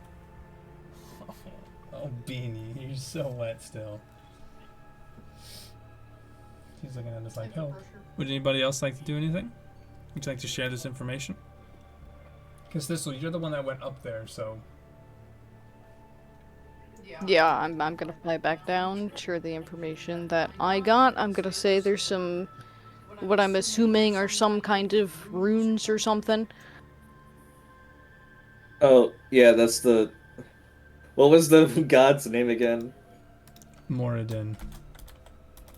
Moradin. That's Moradin's thing. That's his symbol. His logo. Okay, is that a good or a bad thing? It's probably fine. He's just like a smith. All right. I guess it depends on your weaponry, but considering we're all here fighting, I'd imagine that we're generally positive towards skilled smiths, right? Yeah, I don't Especially have so. anything against them. Why would we have anything in Smiths? They're fairly talented. Well, I guess if you were like against war and that sort of thing, you might not like people who make weapons. Well, they don't just make weapons. That is the bureaucracy's fault, not the people. Yeah, but smiths do make weapons. Like, if you're making weapons, you're a smith. That's I guess Right. unless like a bow No, staff. but you or can make something. other things. You could be a David and make weapons. A what? A David? Like the name David. That's not how naming conventions work yet. Well, I don't know anybody named Smith. I know a blacksmith or two, but strange names. Well, Yeah, that's because we call them blank the smith. Oh, Okay. like because they Hi, Smith. you Oh, you're funny. I did it. You know what, Lane? You should become a comedian. That wasn't even a joke. That's just how names work. I'm being so real with you right now, Tofu. Oh, Tofu, you've been. I know you've been in the river for a couple hundred years, but this shouldn't be new, okay? You guys want me to try and get up on that balcony and see if there's anything up there? I can join you if you want. Sure. Can I try and Yeah. open this door? you can. Ooh, maybe wait until we're all here. Baby. Yeah, you can try opening the I door. just wanted to look there. You walk up to it, you jiggle You the roll handle. anything? As you jiggle the handle, you pull the doorknob out, and you see that it completely disintegrates in your hand. And then you hear like something falling out on the other side, and the door just slowly creaks open. Not openly, not completely open, but you could tell that whatever metal was holding this doorknob or this door together is now broken, disintegrated into rust and debris in your hand. I didn't do it. Bryle, how would you like to ascend to this balcony? I was hoping that let me send it that this would help if I got a running start, because if I started like here, because you said it was 20 feet, right? Yes. It is flat stone, so it doesn't have any grooves in it. It won't take your Okay. movement, but roll me acrobatics or athletics just to climb up the wall. Because I would say Athletics or that athletics. sorry, I just didn't. Athletics. Okay. Yeah, I mean, if you're trying to run up the wall, oh man, that's even more difficult. You could take acrobatics with disadvantage or athletics at normal. It's still gonna be difficult, I would say, like an average difficult. Oh no, it's not. Okay, this is difficult just running or just trying to climb. So if you want to just freehand this, you can run up it with acrobatics at disadvantage, or you could just try to scale it climbing with athletics.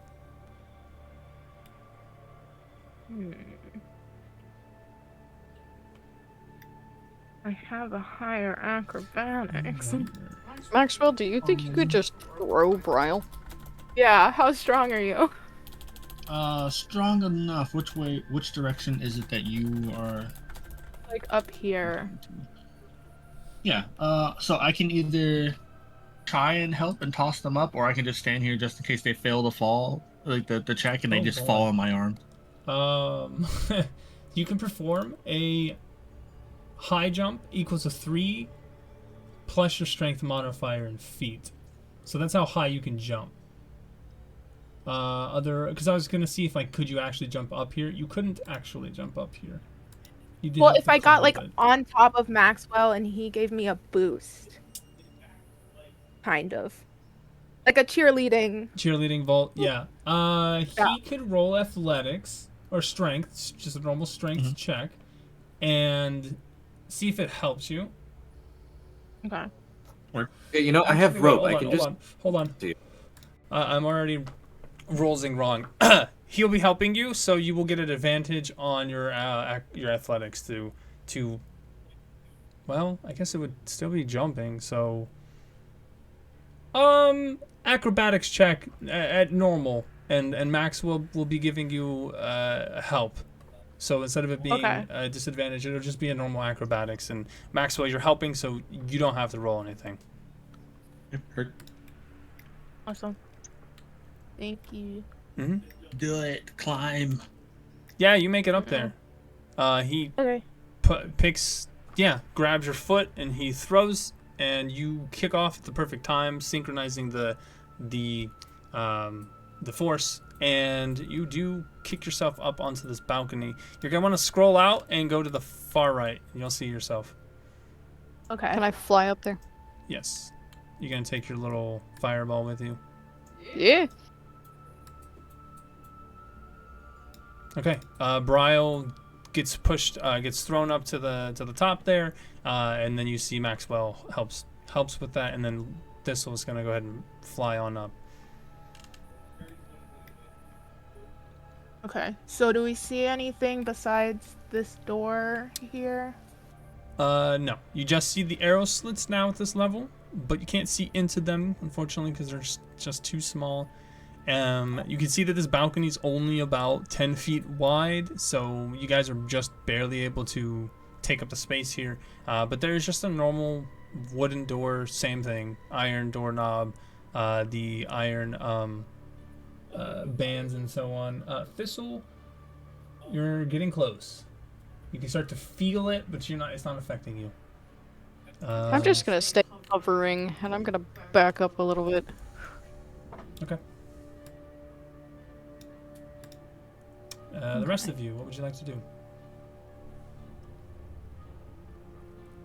They're up there, so I guess I'm just gonna come over here with Mortia and sort of just check to see what's going on over here. Ask Mortia. I'll look at the doorknob and just look at Mortia and be like, what? Do we want to go in this door? The others went climbing over this way. Well, I can't really climb that well, so. But I feel like splitting this up is probably a bad idea. I will look at Mortia's armor and attire, their robes and stuff, and be like, must be the lack of leather. Go over. Yeah, she's just wearing normal clothes. She doesn't have she's a ring. Right, everybody else is wearing leather. It's got to be a theme. There must be something to it. I guess if someone can find me some leather clothes, I like my gloves. It's what keeps the shadows in. Do you have anything to help you climb? Maybe a rope? Rope. I have a question. Let's see.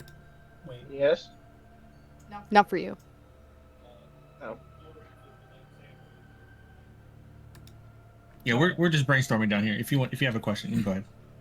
No, I was going to ask a question to Mr. DM specifically. What? Right. We pretty much just flew up, so we would be able to hear the echo of this conversation, right? Yeah. You guys are still in the hall. Yeah, so guys, I don't really know if we have the intention of actually doing anything up here. I think we're just looking around. Yeah, we just wanted to see what was up here. It's just a door, so it's just another place that we could go. Tofu explore around here. Watching Lane I'll pace push back. open the door. Okay. You open the door. Oh, why is it not? There we go. Goofing up. As you open the door, you see that it extends down to another set of doors fallen on the ground. That extends into what looks to be a larger hallway. At the end of it, you're not quite sure what you see. It seems to be some sort of rectangle, a black rectangle sitting in the middle of a room that's about 15 feet wide. But because of how far it is in the darkness, you can't make out what is down there, Mortia. That looks interesting. I think I'll slowly start walking forward. Tofu is going to be chilling. As he sees Lane and them pacing, Maxwell, Mortia, and Lane opening the door heading south, Tofu is going to kind of like look around. Y'all should stop moving. You can keep going if you want, but as a DM's note, you should stop moving. Tofu is gonna look at the two girls and go, ladies, I think they found something interesting. I don't know what, but Mortia seemed inclined to go towards it, so maybe we should go back them up, no? Can you tell them to hold on a second, please? Hey guys, can you wait? Yes, I'm waiting. I'm just looking around. Your voice That's not echoing waiting. throughout the hall. You guys faintly hear her. You don't hear her voice, you hear her echoes. Okay, Bryle, do you feel comfortable opening up that door? I want to go and look through these arrow slits. I can, but I would rather have somebody as backup. So either somebody come up here with me when I do it, or wait until you're done. Okay, I'm just gonna go hover, fly, and look through arrow slits then. Alright, as you look through the arrow slits, you just see what looks to be a hallway. You can't quite make out what's in the hallway though.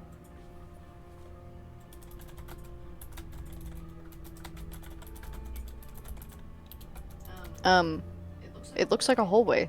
I don't have any amazing details or anything. Like the one that you were in before, or? No, because this is on a different story, correct? Yes. Yeah, so it looks like a hallway. Is this some weird like viewing thing? Like the hallways are a weird viewing thing down? I can't see nothing. It literally just looks like a hallway. Okay. Do you want to go down with them and see what they're doing, or do you want to try and open this door and see what happens? Whatever you are comfortable with. It's always open the door. Open the door. Yeah, I kind of want to open the door. Alright. You open the door. Do not move. Will not move. Thank you.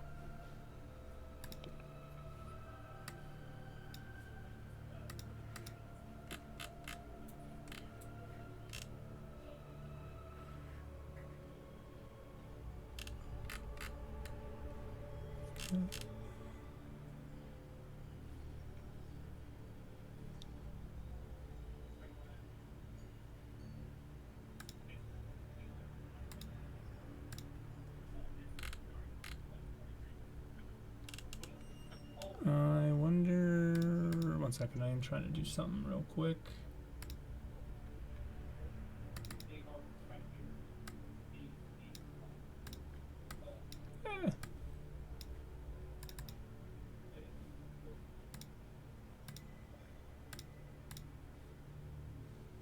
Eh.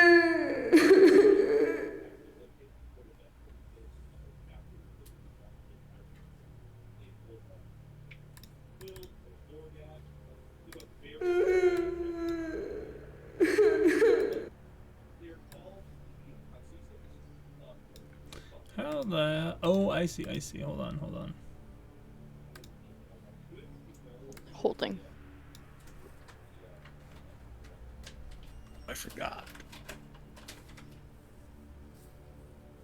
What did you forget? I forgot What? the out of character wise. I forgot the way back that from where we came with the arrow slits.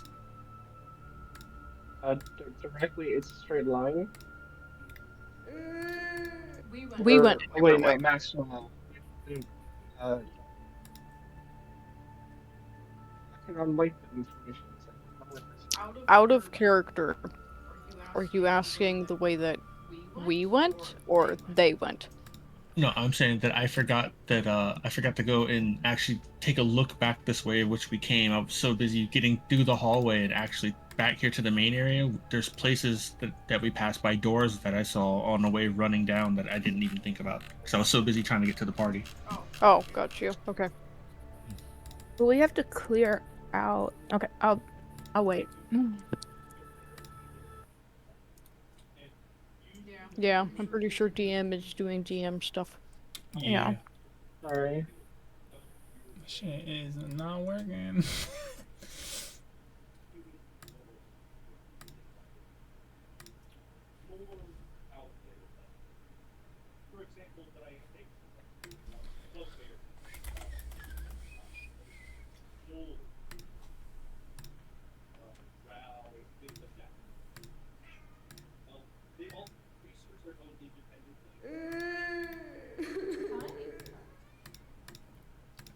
You look so scrappy. Mm-hmm. Yeah, I'll brush you. So yeah, you're just gonna have to wait.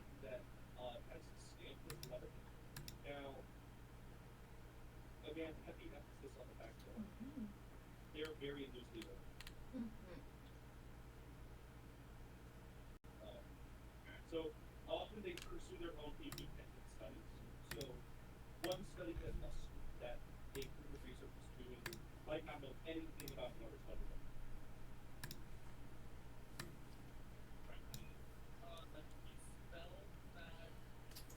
Is stuff breaking? No. Yeah, it's kind of breaking. Sorry, Understandable. something isn't working the way it's supposed to, and I'm trying to get it configured.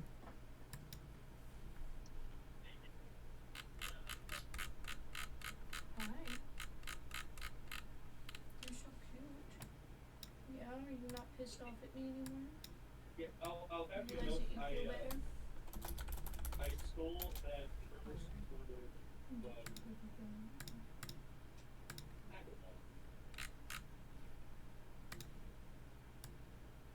That is one of my favorite photos. Anyway. That's what you find in the note. There is nothing but the note there. Anything else you want to do? Okay. All right. As you open the door, Thistle and Ryle. Well, I was getting there. Hold on. You start to hear crying. A woman seems to be crying in duress, coming from the door.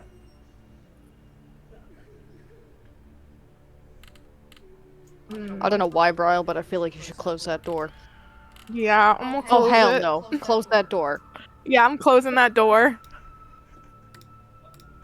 And I'm going back down and letting everyone know, because then we Yeah, can me too, decide bro. if we want to do something. Yeah. Okay. Maxwell, catch me! Yeah. Thistle, Run back you over here. fly down. Don't worry, Tofu's there. Bryle, you Oh, Tofu, okay. jump off the edge and you see that Tofu, he sees you and then he catches you in his arms and he sets you down.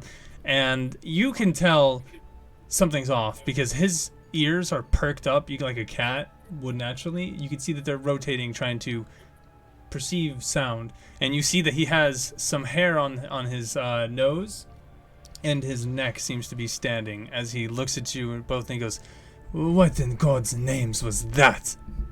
We don't know. That's why we came back down. Yeah. I'm surprised you heard that. Yeah. That's crazy. Well, Again, He has I don't want to. he has keen sense, perception. He has +5 to passive perception on things that require sound, like hearing and so on, and smells, Okay. but hearing mostly. So he would have passively just heard that, but it was faint for you two, like a low whisper, but You heard it. Okay. Do you guys, you three, Maxwell, Lane, and Mortia, as you guys, you stop for a second, Mortia kind of inching forward, peering around, trying to see more. Lane and Maxwell, you hear Thistle and Bryle's warning, and turn around to see them both now on the ground. Tofu also looking on edge.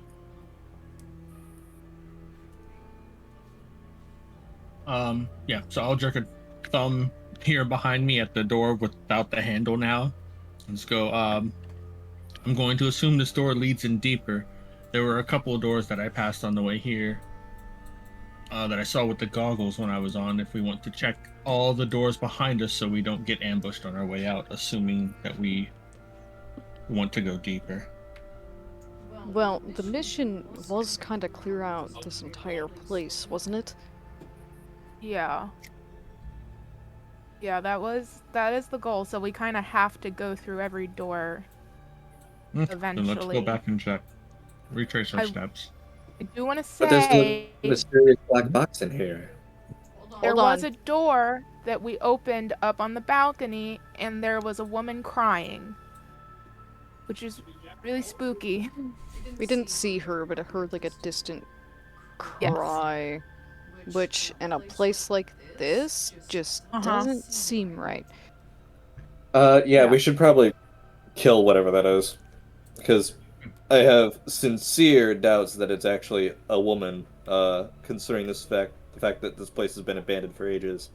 And the only things that seem to inhabit it are, ghouls are dead. And as you hear your party speaking, Mortia, you walk, you see in, and there seems to be a person sitting on what looks to be like a stone throne or chair at the end of this hall. And you can see it more clearly now that you're closer. It seems to be someone dwarven in stature, not very tall, but neither is the stone chair, as his feet are touching the ground. And you can see that this man is sitting back with a full beard, wearing no helmet, so you can see what you think should be brown, black hair. And then the rest of his features, very vague, still a bit noticeable, seem to be a flesh. And then your eyes adjust as you get away from the darkness of the light, and you see that this is in fact not a human, but something that is glowing of transparent blue, sitting down with his elbow on one side of the armrest as he has his face pushed into his hand, holding himself up. You hear a voice, and it's subtle at first, almost like a low hum. You don't speak Dwarven, do you? No. Okay. You do not recognize I have the most words, niche languages. but Maxwell, Lane, Tofu, and Bryle, as you are talking about the lady, the crying, and the spookiness, you hear there's a low hum as well before the entire great hall and little hallway you're in, Mortia, is filled with a voice that says, it's deep, it's guttural, it's Nore Bendaho Sore Gomorush Forashe. Lane, you recognize this as Dwarven, and you hear in perfect Dwarven, "Who are thee? Why have you come into my home?" Do I know what direction it's coming from, or? It reverberates all around you. I guess I'll reply back, "Can you hear me from here?" Right, that's valid. You don't get a response. Did anyone else hear that? I did, but I didn't Wondering- understand it. I assume Something. King. Out of What was character, that? we would notice that Mortia is not in this room, right? Oh yeah. Not really knowing Oh yeah, definitely. Okay. Would what notice. he said. Okay. Hey, guys, let's go find Mortia. All right, Mortia. Mortia, did you hear that? What's your reaction to this, Mortia? You hear the voice, you see the figure, you hear your friends talking. Whether or not you are absorbing that, them talking, or just kind of having it as background noise, is up to you. I hear them, but I don't. Just kind of like background as I just look at this dwarven whatever. Just yeah, I take a step back, not knowing what he said. I just reflectively hold on to my hand. We mean you no harm. We are just trying to.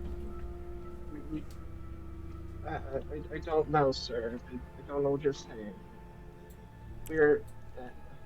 Breokto Mahurolash Tenderomo Sofa.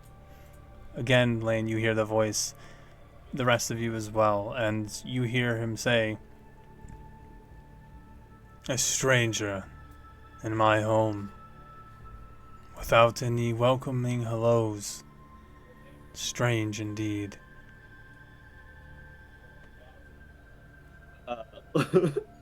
You said it was weird that we didn't introduce ourselves when we entered. So I'm just gonna shout back,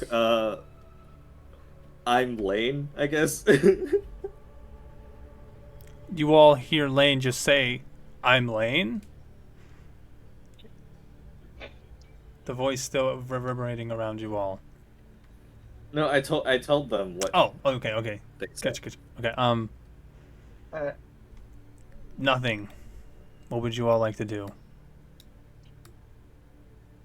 Is this door open? I think Mm-hmm. If you can see through it, it's Okay. open. Oh, okay. I think we should all come in and introduce ourselves to the king. Then I don't know what if he's. I don't. Has to I'll talk to the lead the side. way. You get A introduced. little underwhelmed. Plus, I can understand him.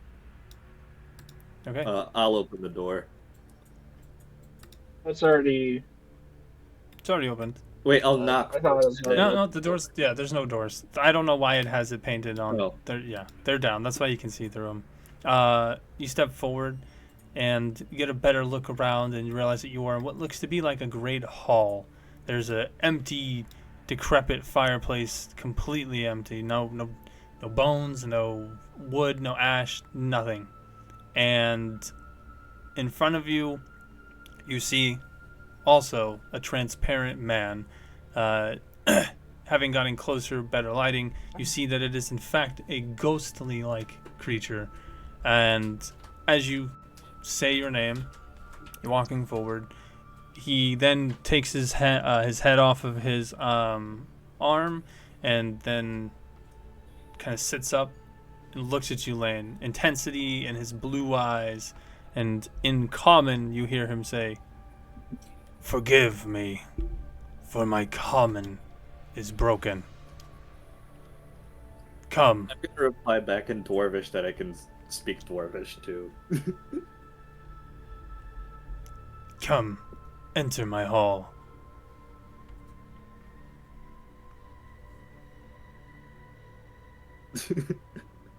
Well, I'm going to assume I still have my fireball, but I can't see. Well, not fireball, but flame.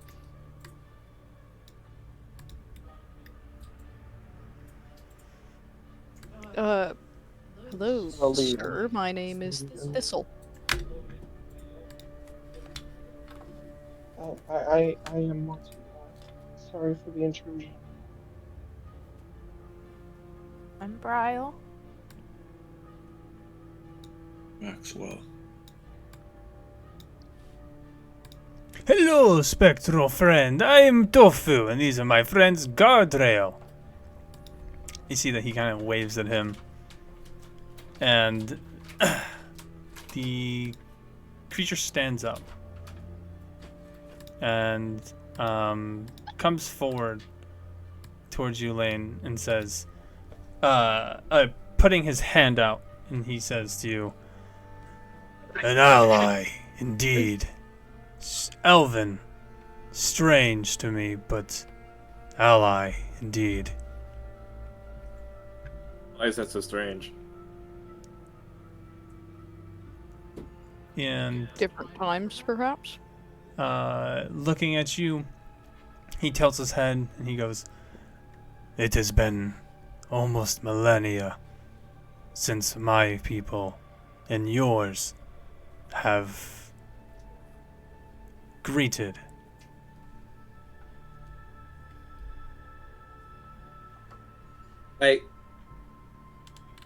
Maybe within this hall, but things are changing for the better out there. I have a fairy with us. He looks over at So, you, like, Thistle, and he takes an eye and kind of sizes up the group. And then you see that he turns around and he goes and sits back at his chair, looking at you all. Come, get comfort. Are there any more chairs? No, there's not. He just wants you guys to come closer. I'm just gonna sit on the ground then, I guess.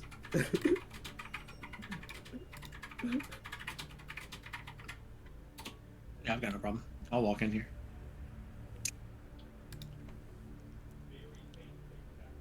He sits back and he gets comfortable in his chair. A very odd thing to do for a ghost. And you see that he puts his hands together for just a moment, like a Christian prayer. And you see a small blue light produce in his hand. And then he kind of puts his hands together and squeezes a little bit, some blue energy radiating through his body. And then his eyes begin to glow a bright blue. And no, it doesn't matter. Okay. And then he looks at you all. And Lane, you recognize that he begins speaking in Dwarven. But for the rest of you, you understand his words perfectly. Those who are magically inclined, you can roll me an Arcana check to see what's going on if you'd like. Arcana, once you roll. What? The +5? Yikes. Mortia, he cast Comprehend Languages in a area. So now he can understand you and vice versa. So you may speak in common and it will translate to him automatically. And he says to you all, "It is a pleasure to make your acquaintance, Thistle, Tofu, Lane, Maxwell, Brial, and Mortia." And you see that he bows his head, giving a nice half nod. "I am King Bramrak Axeholm III. I am the king of this fortress, of what my people once were. It has been quite a while since I have seen elven kind, let alone other creatures," nodding towards Thistle. "You see, this fortress has been locked for over 500 years. No one in, no one out. What brings you here? What piques your interest?" We have to Well, temporarily we are. commandeer the place for protection from a dragon. A dragon. May I ask why it's been locked? Yes. You see, we were at war. Where my people are known to be the most stout blacksmiths in all of the Sword Coast. We were there when Neverwinter first built its city walls, though I know not though I know not its fortune, since our people have closed ourselves off. Oh, hi, creature. I don't have a brush for you, baby. She got in my lap because she wants me to brush her. No, she just wants love. He then says to you all... One second. Okay. Okay. The reason that we shut ourselves off from the world is because we went to war with some of the strongest mages that we've ever known. A family that goes by Nomengard. Due to this war, we found that we had a technology, a power, sorry, not technology. We found we had a power much greater than what the world could really handle. Something so catastrophic. We feared putting it into the hands of those who are meddling with that they know not of. And so, to protect the world and ourselves, we closed the fortress.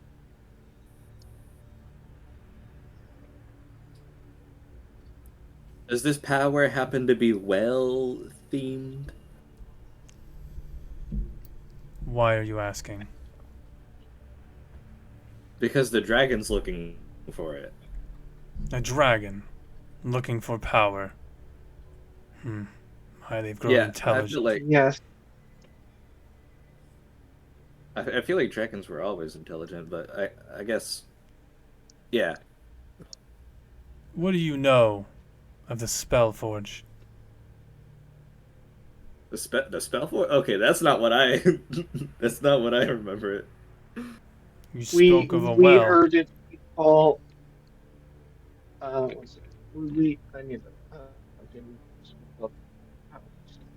Oh god, how would it pronounce again? We were looking for the spell, the well of Lithiron girl? Lithana, fuck, Lithanagrel. Lithanagrad, What's that? Lithanagrad. Lithanagrad is a person, not a thing. Oh. Yes. She was one of Nomengard's most intelligent researchers. She helped me create the Spellforge, the well that you speak of. But we realized our two families would not stop fighting over this power. And so, those who were not willing to let it lie and let the power go, we executed. And the rest of us that wished to upheld our name, we secured? No. We shut ourselves out from the outside world, destroying whatever evidence we could find in the area. But it is seen that some of our scholars felt differently. I have a question for you, sir. Multiple, actually. Considering the fact that part of our mission or job is to make this place a safe home, are you going to be upset by the fact that we're killing a bunch of stuff in here? I see. You have found those stricken with hunger. It was only a matter of time before someone came in. Someone came searching for the secrets. You seek the security of my stronghold. Is that what you say? Yes. Yeah. Then you must know that my people are bound to this place, due to a curse. May I ask Well- what kind of curse? You see that he looks at you, and he is giving off a very PTSD moment. He's very reluctant to give you this information, meaning he doesn't really want to. And he sighs as he looks down at the ground for a moment, closing his eyes, and he looks back up. And he says, "My daughter, she fell in love with one of the Nomengards. And when they found out, well, we are a good, respectable people, loyal and trustworthy. And we were more than happy to welcome the Nomengard family into our own, to combine our forces, and to become those to protect the weak, to help the world around us, not just ourselves. But the Nomengard people did not see it the same. They found out about my child's excursions, and then forbade that they saw each other, and thus the war began. We fought valiantly, trying to decide who would control the Spellforge, but ultimately, we found that no one alive could. It is too powerful for any mortal being of my time. And so, we were able to get away with letting it hide, lost in time, in a place even I know not. It seems Lithanagrel let her tongue slip again. Always a knack for stories." Is your daughter still also in the fortress? She is. The curse that befell upon my people was given to us by the Noman God family. At the peak of our war, right when we thought we were going to win and subdue the gnomes, stop them from becoming power crazed, my daughter fell with the curse of eternal hunger. I know not the circumstances. All I know. Where is it? Where is it? All we know was that it was the strongest curse that Mother Nature could conjure. And since then, those that you have slain, those were those who are afflicted by eternal hunger. Mother Nature, huh? I have a question. Do you know this man? And I point at Tofu. I've never seen his kind my entire life. Okay. I don't know why. I'm sorry. Out of character. That's the funniest response I've ever heard from this guy. I'm so sorry. Some odd reason. The delivery is just like, I've never seen that thing in my life. Okay. I'm sorry Oh. for our intrusions, sir. Alright, Druidic wise, can I try and make a history check for, oldest natural curse you said it was? You want to see if you can deduct if you recognize a curse similar to eternal hunger or something along that lines? Yeah. Curses is not druidic. That is very much warlock necromancy. Mortia would have an idea. Would definitely, with her sorcery and her origins. Yeah, she would have an idea. Should I roll history or arcana? I'm trying to think though because of the what it is. Go ahead and roll me history with advantage, Mortia, because you heard curses, and Thistle. Go ahead and roll me a wisdom check with your modifier. I rolled the same thing twice. With your proficiency, which I think is 3. So yeah, roll me a.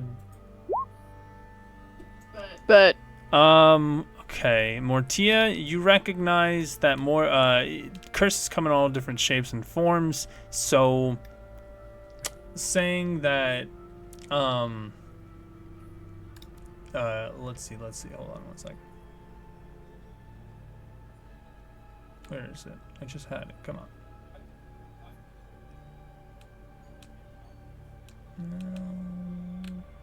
Okay, I just had it. Okay. The wording, it was the strongest curse that Mother Nature could conjure. You recognize that Mother Nature is obviously a god, a goddess in some sense, but you don't recall hearing about any good, which most nature or most mothers of nature are lawful. Or at least good in some sense. You don't recognize any of those figures cursing anyone. So that to you it sounds strange, like that wording that he gave you. And Thistle, you gleam that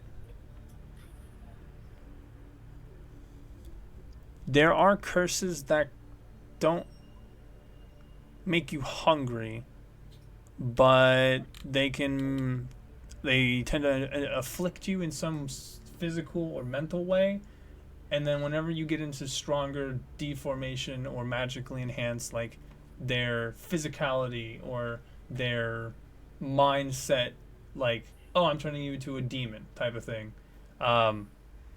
there's nothing that inherently turns you into a monster upon being curses, but you do, as a player and a character, know that there are definitely some transformations that people can do that could be considered a curse.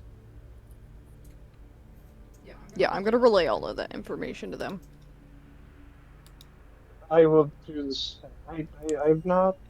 That sounds odd. Goddesses of nature usually are good of some sort. They don't really put curses on Hmm. people. Well, nature is a lot less pretty than most people actually understand.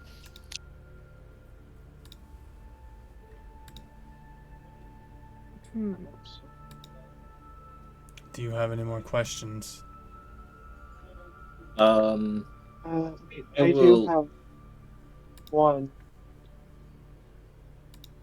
Would would it be okay if we continue clearing this place for people of Phandalin in case they need protection? I know not the city you speak of, but if it is a people that need it for safety, you may claim it. But the curse that befalls my people is the reason those creatures that you have slain are the way they are. I had to lock my daughter away for weeks when she was afflicted, and we were given a deal, an offering from Nomengard. To appease the curse, we must feed her, man, woman, or child. It mattered not who or what, just that they were young and full of life. And only then would her thirst be satiated. But we knew not for how long we would have to do this. So instead, and you see that he looks a little defeated and regretful. Instead, I chose to lock her away. I can remember her screams, her asking for help. My people were powerless to help her, but maybe you all can. Please, take her soul somewhere else, to her lover, grimly Nomengard. That's the only way I know. I Hold on. That's the only way to take the curse off of my people. Between if we know not what happens after. For we know the curse is attached to her, and we are simply victims. I don't want to outcast her, but I know she suffers being here.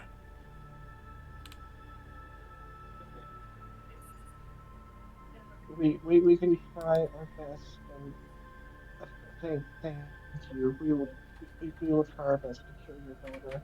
And I'm so sorry for what. May I ask you a question, sir? Yes, Why are you here? my soul is bound. I died here. My regrets being I could not give my daughter the freedom she wanted. So I am bound to these halls, as are my people. Okay. Your daughter wouldn't happen to be locked behind a door on a balcony in that hall back there, would she?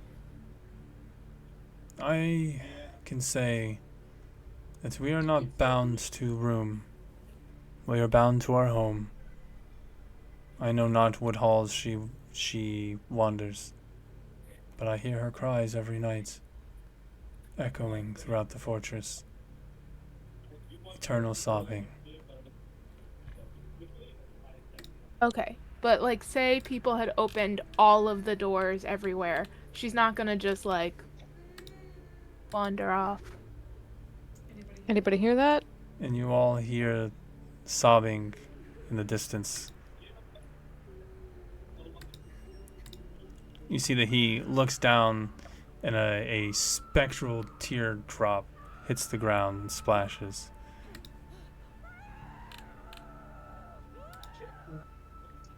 And then Guys, that's and then you see that he looks back up to you and he says, "These halls must be blessed for her soul to leave. If you decide you have to slay her." But I will warn you all. Grimly built her a defense mechanism. A warrior stronger than I, who would defend her at the cost of his own life. Where you find her, you will find it.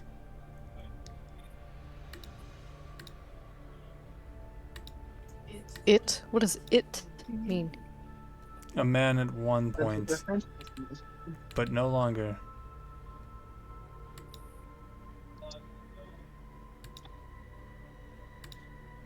Okay, but what specifically? What do you mean? Well, I don't even think he knows.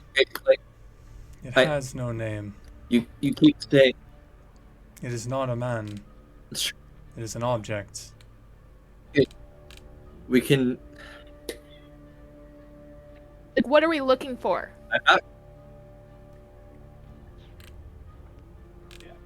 He looks Guys, at you confused. A warrior. Okay, I think we A should knight. just go explore, maybe. A tall man with a wicked red blade. Able to Hmm. crush your minds at whim. But he's not a man. He's a twisted, defeated creature. Okay, so if he's not a man, can I ask what he is? I don't think he knows. And Yeah, he no. looks at Mortia and says, a haunted one.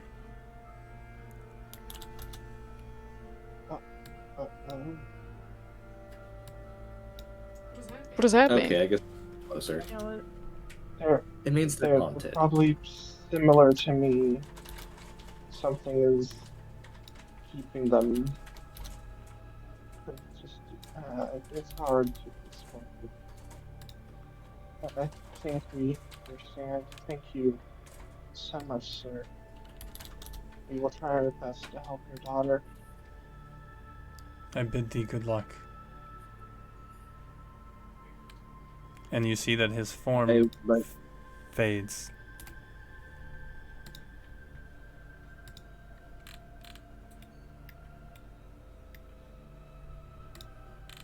So, Are we backtrack? Question mark.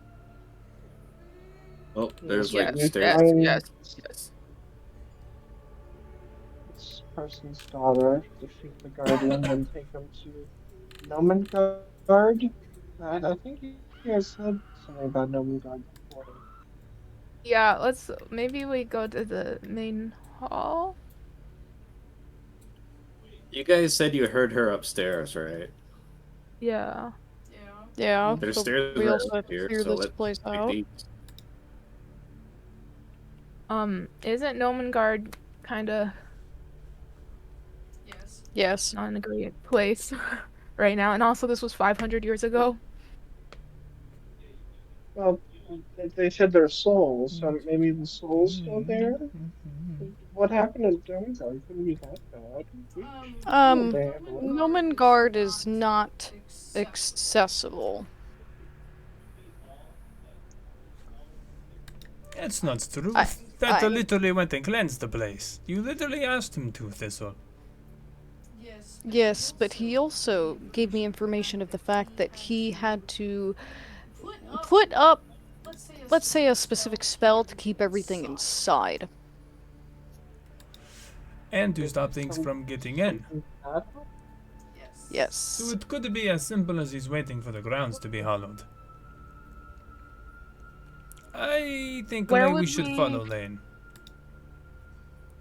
Yeah. Where is That, Lane? that's pretty clear. Over Oh, he's here. around the corner. Okay, I couldn't see you. Ow. Going up here, the stairs. Going up the stairs.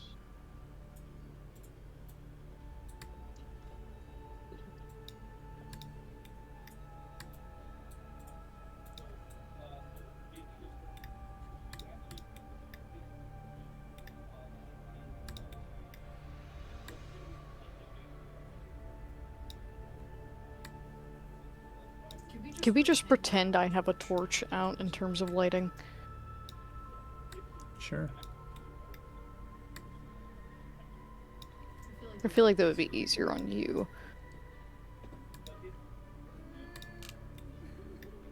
You all ascend the steps and see a woman at the very end of the hall, holding her face. Oh, I don't.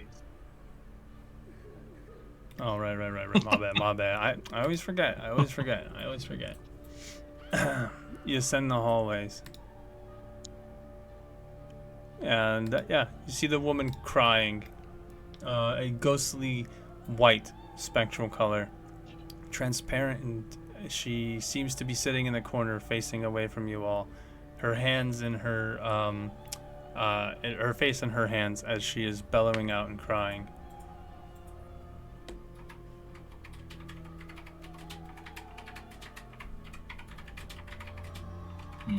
Hey, are one of you able to turn my weapon magical, by the way? Isn't your weapon magical? Yeah. I don't know. It like has like a special property, but I don't know if that necessarily It makes is it magical. magic, yes. It is magic? Oh, sick. Never mind. It then. is.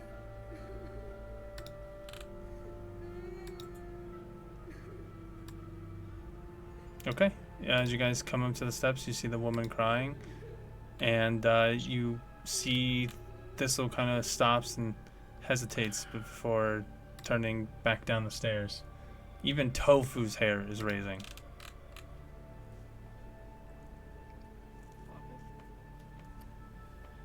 Should I shoot it? No, probably not. If No. we could talk to the other one, maybe we can talk to this one. But I'm not. All right. I'm not talking to her. She's too scary. I'll talk And to there's her. no talking. Okay, Martia, you step forward. What are you doing? You muted yourself.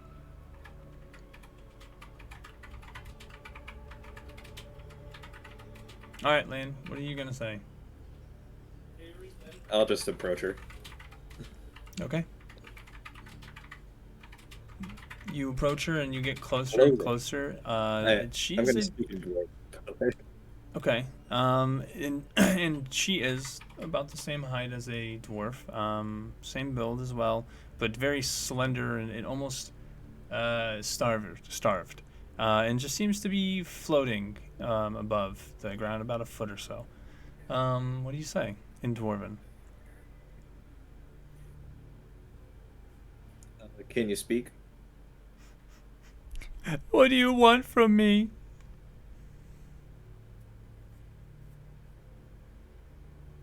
Well, we wanted to help you. Why? You don't care about me. Your dad does. We're here on his behalf. My father. And I personally have a lot of reason to care. The one who locked me away. For being cursed. Because I was in love. And you see that she is a bit upset looking. Tears running down her face. And you can see her eyes are pitch black. And the tears are also black, dissipating as they hit the air. Alright, I'm gonna take another step forward and just say, look, he didn't lock you away because you were cursed for being in love. He locked you away because he didn't want you to hurt those you did love. Roll me a... what's the word? Persuasion check, please. With advantage.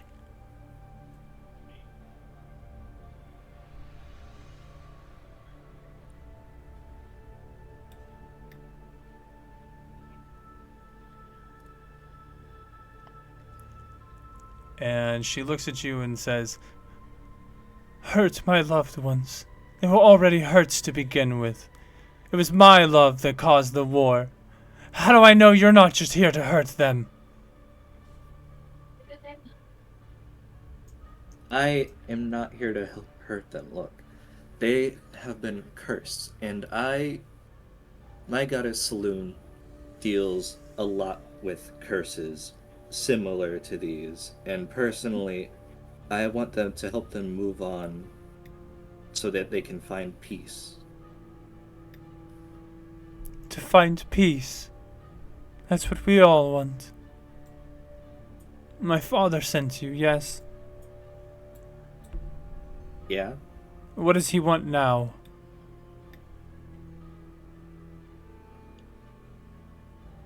I'm not exactly sure what you mean, other than he just wants you to feel better, I guess. And how do you propose that to happen? Well, I don't know. That's why I'm here to talk to you. Take me to Okay, my so- loved one. That's all I want in this world.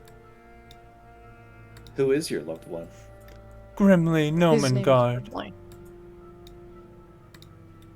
Grimly Nomengard? Do you know where he is? In his home, but I've never been there. When we would escape on our love excursions, we would do so from nondescript locations. I cannot share those locations. Can Oh, can I'm I not going to do introduce that. myself in Gnomish? What do you say in Gnomish? Hello, my name is Thistle. You said that you want to go to his home. We have been to his home. He is a part of Nomengard, correct? One second.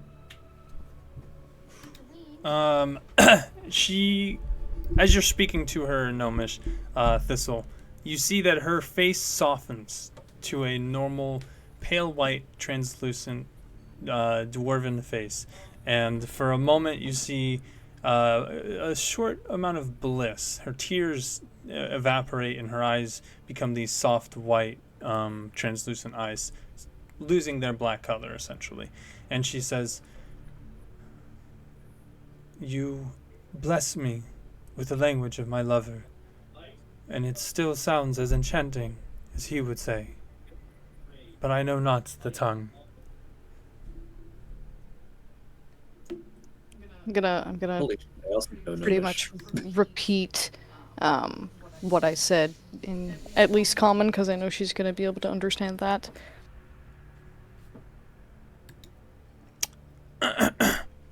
You assume. Just kidding. She says, It is nice to meet your acquaintance, but I fear that your acquaintance matters not to me, unless you can take me to my lover.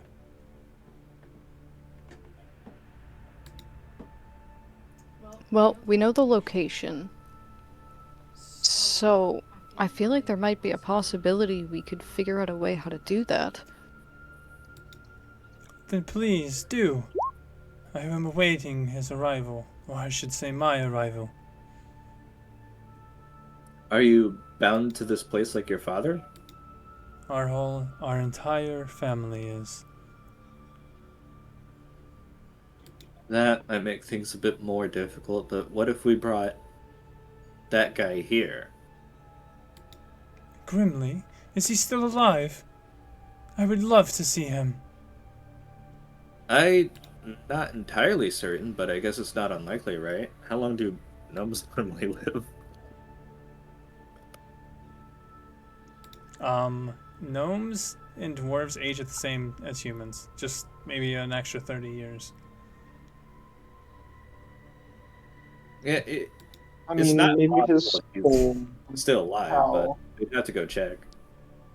Okay, you guys, some of you guys are religious, correct? Out of character. No. Yeah. My character Oh, is yeah. it's religion, but she is not religious. It's like a huge test Lane is religious. for existing. Maybe. Out of character. This is one of those moments that we have to lean in toward religious practices, perhaps? Can I have some onion rings? What do you want me to like ask Saloon if Grimly is dead? I don't know. That'd work. Praying, maybe trying to see if we can bless this place. Something, right?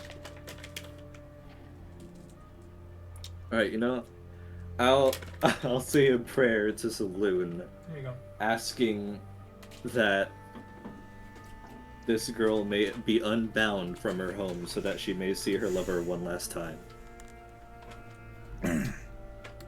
Okay. In your head lane, you hear a woman speaking, just kind of like whispering in the back of your head. Once a soul is bound, you cannot simply take the soul away. You must find a way to release the soul.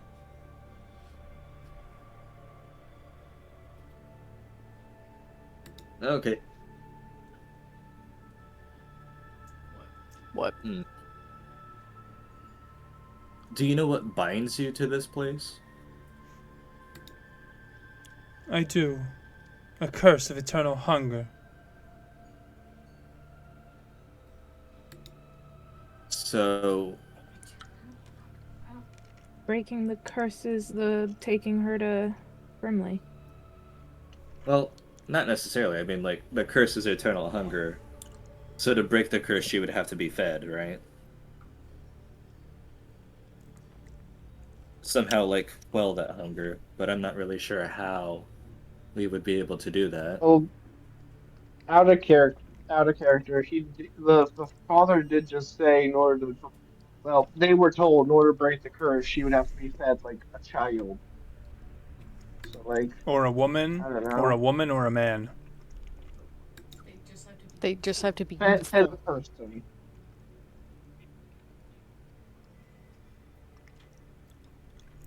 This So, is not going the way I thought it was. I don't know, but maybe I'd like find a bandit and just like feed them to her. I No, we're haven't not gonna heard feed. the question. Okay. What exactly is she? Is she actually eating the person, or is she eating the energy? Oh, you're asking yeah, I can't tell you that information. You don't know. Oh, my bad. I didn't. Okay. Yeah, that's an in-game mechanic thing. You don't know.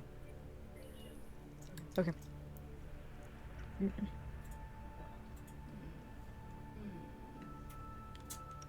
If you eat something, will this curse break?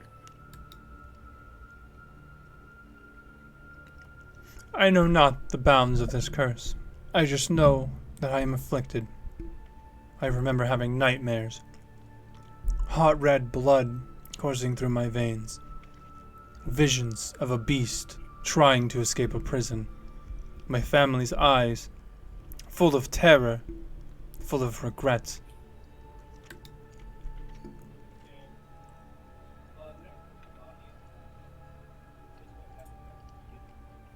A beast?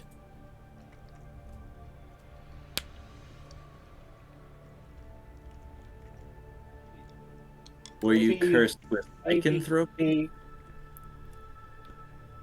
I know not this word you speak of. Do you turn into like a wolf? A big wolf? And she looks at you very, very confused. I have been dead for hundreds of years. I am simply just a shell of my soul. I do not change form. I am me. Maybe the answer would be clearer if we continue to explore the place and find what is, or at least know more. Yeah, that's probably good. Would you Might mind if not we have all explored the the floor? information we need.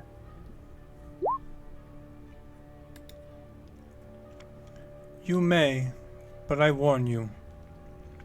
He watches. And now you are meddling. I cannot stop his wrath, for he is a guardian. So if you enter my chambers, he will be released. Well, he's meant to guard you, right? And she looks at Can't you, like, a look call of him off? She looks at you, and you see she has a stone dead face pan on her face looking at you and goes, he protects us.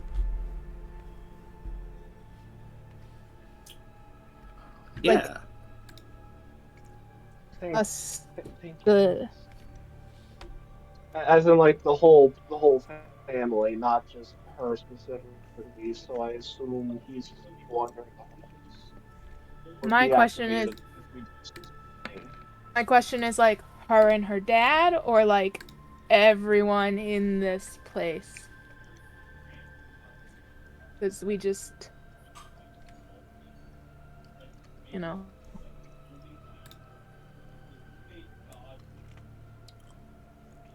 So, I have to ask, what are you all going to do?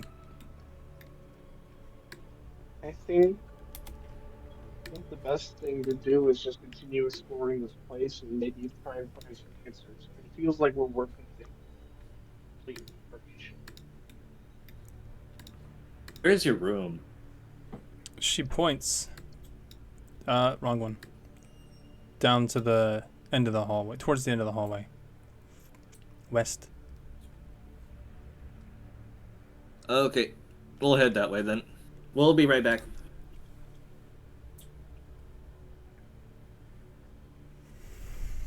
Okay. Does it sound good with everyone? I Any other questions? I guess so. Yeah. Well,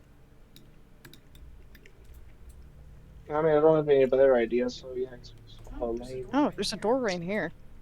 Yeah, there's also one to the I mean, left yeah. of me. And there's stairs to the right of me. Or I guess where Tofu and Maxwell are. Oh, wait, can I look in Tofu's book to see if he's mentioned this place before, since it has a connection to the Spellforge? Yeah. You spend a minute flipping through the pages trying to look for relevant information. And it does say there's a small paragraph, and it's Tofu writing down kind of like as like in the perspective of I'm just trying to get information down. It's not directed towards anybody. It's just like it's jotted down, so when I look back, I know what it's like, what it is. And it says that he found out that Lithinigrad has connection to Axeholm, but he doesn't know what Axeholm is.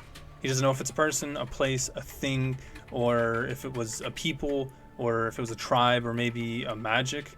So in it, he says Lithinigrad has some sort of relation to the name Axeholm. I've seen in a lot of runes these two names together, but I don't know what Axeholm is. God damn it, Tofu, you suck at research. Ma'am. What? Ghost lady. What is her name? We haven't asked her name. We haven't asked her name yet. What is your name again? Villara. Villara. Beautiful name. Your father ended up helping make the well that we know of. Do you know if he only made one key, or did he make multiple? I know not of this well that you speak, nor any of the contraptions my father worked on. My life was spent towing the fields, collecting flowers, and making sure that we all were fed. I'd like to help her before we start probing her about the Spellforge. It feels rude. Yeah, I but we wonder also if she's need gonna information. disappear.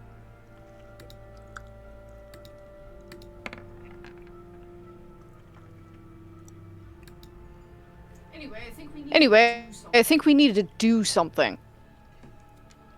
Yeah. Yeah, let's go around. Okay. Oh, I guess we're going. We're playing follow Is it- with the leader, I guess. Yeah. Follow the lane. Is it this door? Don't move. I'm not moving.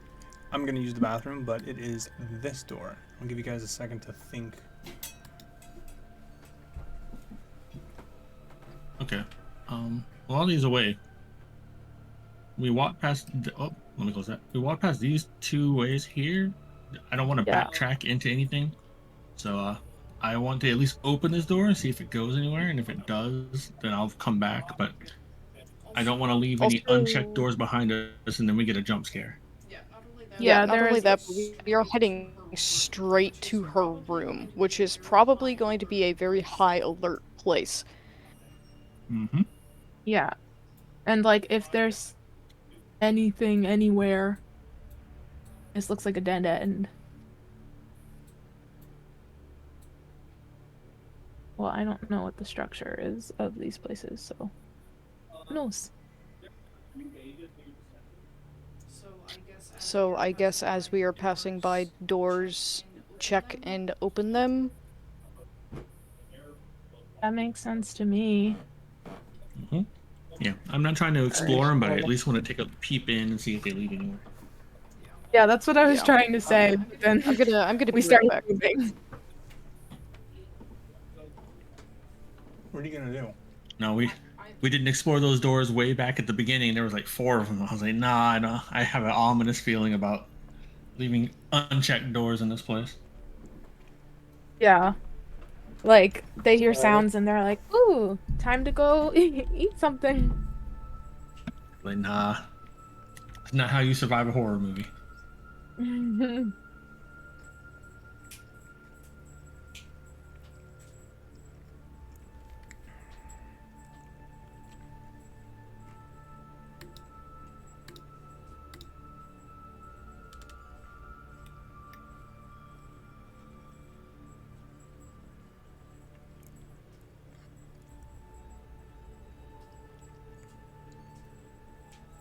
Oh God, I'm so tired.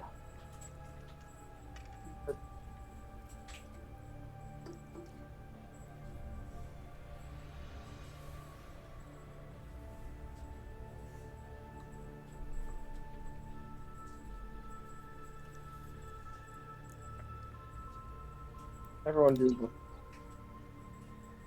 It is getting pretty late. It might be good to find a place to stop soon. Well, I was tired coming into this, so. How much longer are you willing to go? Like,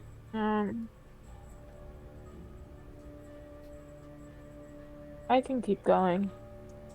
I just may have to tag out at some point. We will not 30 exceed minutes. the next hour if we continue. okay, That's fine. fine by me. Okay. I believe in us.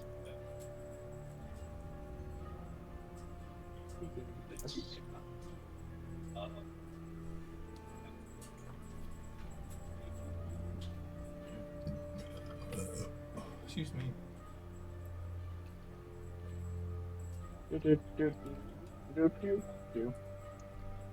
Well, it's gonna be exciting.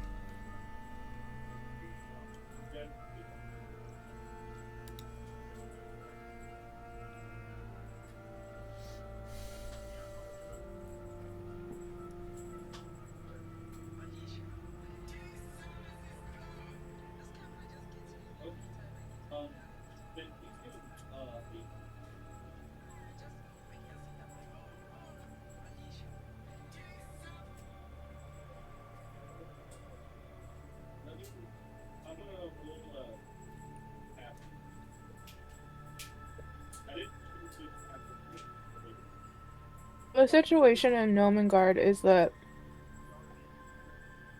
it's been blocked off, but it's been cleansed.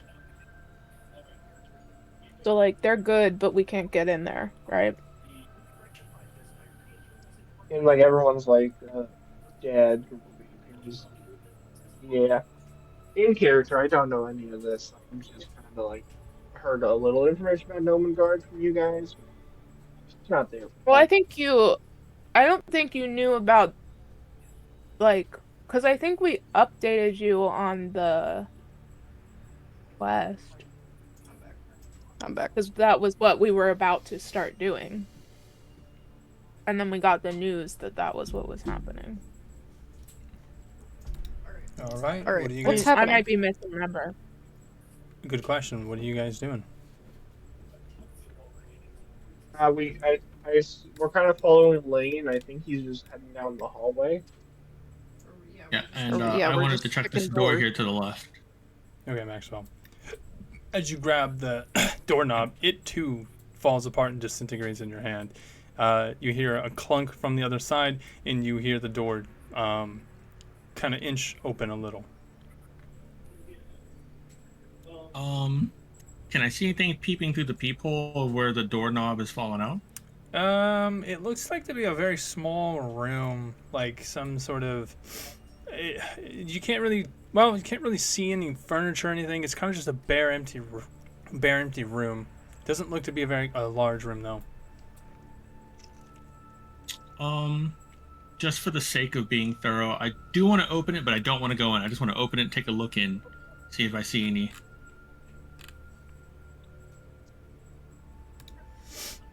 Okay. You open the door and you see the silhouette of what looks to be like a bathtub in the middle of the room. It's filled with a very dark liquid. Oh, cool. Well, that liquid can stay dark because I'm not going near it. You should bathe in that. That sounds like fun. Out of character question, when we were walking past these doors, did I get that same icky feeling? What feeling? Yeah. Yeah, I mean, it's kind of, the doors will emanate this. It is true iron. Okay. Okay. Lane, what are you doing? I'm just... They said they wanted to look through all the doors, so I'm just gonna wait for them as we walk down the hall. You gonna open this door, Mortia? Oh, yeah. Yeah, I'll open the door. You see the bathtub in there, filled with dark liquid. Dark liquid. Hey, guys, there's also this door behind us. I can't open it. That door leads to the balcony. Oh, okay. Yeah, can we please get down the hall first? Here, there's another door here. Okay. As you open this door, the doorknob falling off, you see what looks to be like a bedchamber. Where is it? Ah, yes. A bedchamber adorned with very beautifully handcrafted furniture, a thick layer of dust covering everything. It looks as if some of the furniture has been moved out of the way to make a path for the bed, which is sitting below a mantle with like a dwarven statue of Moradin etched into the wall above it. You can see that it is a very beautiful canopied bed, beautiful white sheets. It doesn't look like anything has set foot in here in decades or hundreds of years. Damn, if it wasn't so dusty, it'd almost be nice. Alright. Next one. Oh, wait, this is the one. As you guys begin walking down the hall, you hear, coming from, reverberating around the hallway, thick, metallic footsteps. Thunk, thunk, thunk, thunk. And it stops when you get into the next to the door lane. Maybe we shouldn't open that door. Well, this is the one we were supposed to open, so... Yeah, I she thought told that us that he was in there. It's also our mission to clear out this entire place no matter what. Mm-hmm. True. Yep, might as well bite the bullet, right? Sorry, I honestly thought we were talking about the door at the end of the hall, not...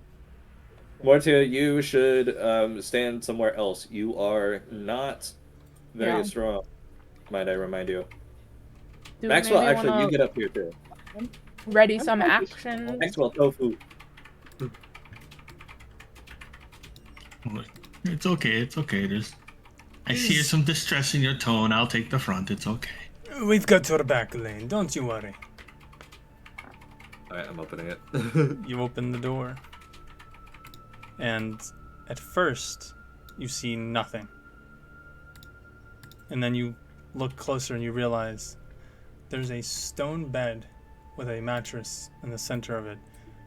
Notably, though, there seem to be chains laying at the sides of the bed, about 2 feet in length, rusted and broken in half at the wrists.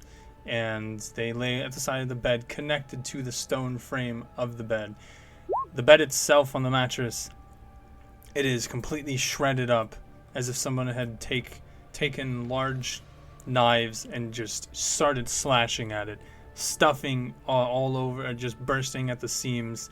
And you notice what looked to be tatters of cloth around the bed. No sheets, no pillows, nothing in sight. No furniture, except for a lone mirror in the corner to the right of the door. Like, as you peek in, it's to the door. Or it's facing outward from the corner. There's also what looked to be like a rusted, rubble-choked chimney made out of iron of some sort at the end of the room. Looks very deep, I'm though. glad we didn't climb it then. So this is the door that we were planning to go to, or this is just another door? This is the one we were planning to. I do not know exactly why it's empty. I was told there was something in here. I am going to slash in front of me just in case. You swipe, catching nothing but air, but you hear a deep, deep voice, raspy breathing coming from the room. And then you feel it right behind your ear, Lane.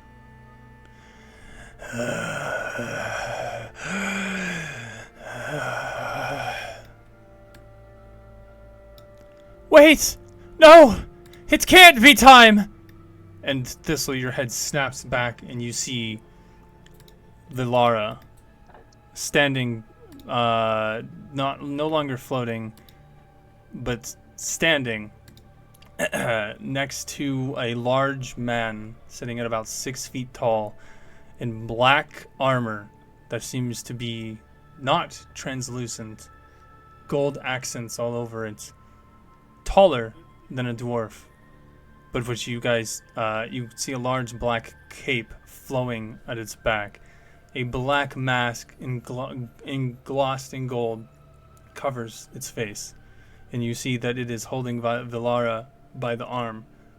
Its head turns towards you, and Vilara screams out, "But it's not yet time, Vindictus! I must..." And then he seems to grasp really hard, and you see that her spectral form turns into smoke, and she dissipates off, her voice trailing, "I must be free, grimly." Guys. Oh. Oh no. What is it? You all Guys. turn around to see Yeah. a man in black standing behind you. He looks at you all and he kind of comes to a rest, his arms at his side, before he then reaches down at his hilt and he pulls out a sword. You hear a low vroom, vroom, vroom, Oh no. as this blade now glows a vibrant red. So vibrant that he is putting off light.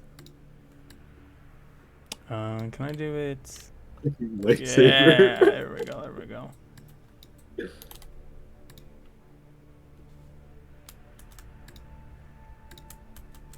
Oh, and let me do this. There we go. Roll me initiative. Oh, that initiative. Alright, let's look at We- this time. Nice. Let me roll good. Of course. Oh, damn. Trying to get to that action. Damn. Guys, we're doing good. Watch him roll like a 30. That would be crazy. Plus 17 to initiative. Yeah. I'm like, whoa, big fella. You got 2 nat 20s and then a dirty 20. If you got a nat 20, you get an inspiration point. Take that inspo. Yay. I mean, let me get that inspo real quick. Like,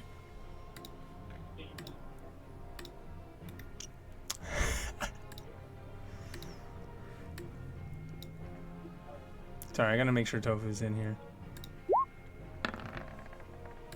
Alright, Tofu, you slow today. Oh, tofu.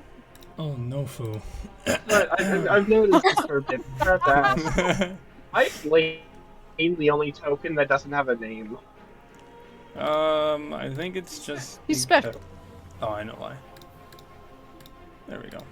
Alright, so...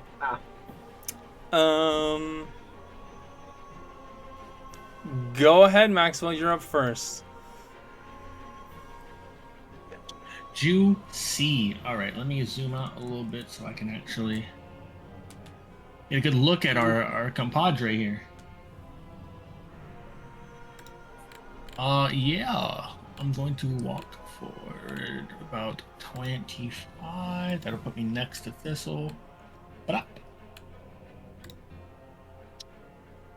I will pull a javelin. I'll look at my javelin and notice that it's not as cool and glowy as his sword thing is. But I'm still gonna hurl it at him. Okay. Hold on. Well, actually, let me make sure I'm within range to not get disadvantage. I am not. So instead of the javelin, I'll do my spear instead. Okay.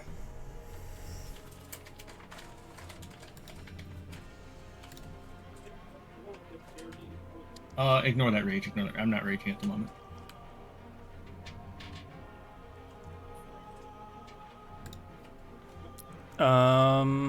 Okay. A second. Hmm?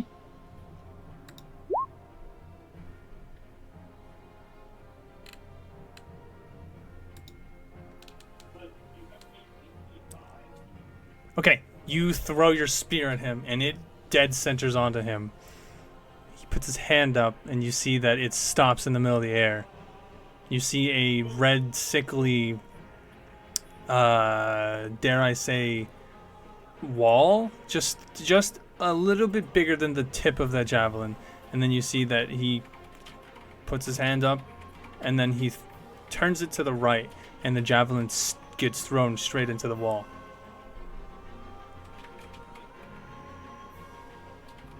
Oh, this is going to be exciting. Okay. A little bit of magic's not going to save you today, brother. Let's see. Yeah, I'll take a step over here to get in front of Thistle just in case he decides to throw anything, and I'll pass my turn. Brile, you're up. Okay.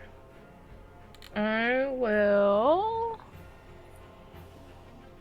Hold on. I'm trying to figure out how far away this is. 25, 30. 55 from you to him. Oh, sorry, not that. Oh.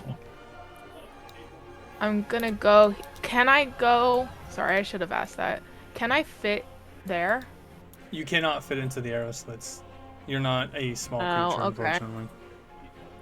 Okay. Only Thistle can. She's small. Are there little alcoves by the door? Oh, sorry, I didn't mean to close it. There are not. There is nowhere to hide. Dang it. Okay. I'm gonna just take a normal shot then. Oh, let's try and sneak attack off.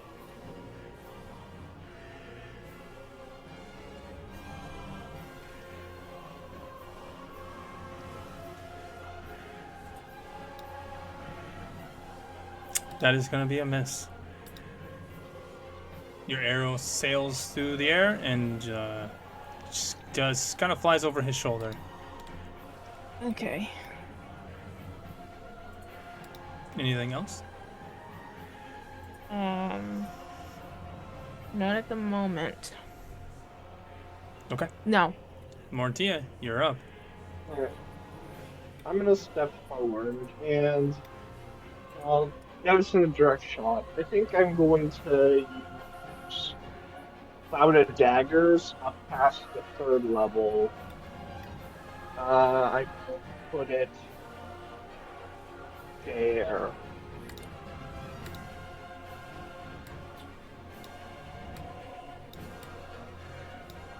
Okay.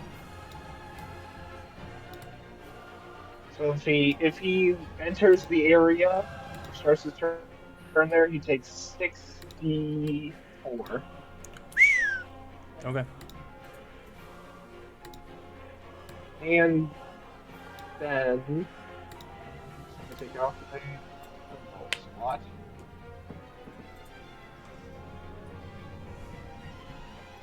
I will use Quicken Skill, taking off 2 sword points.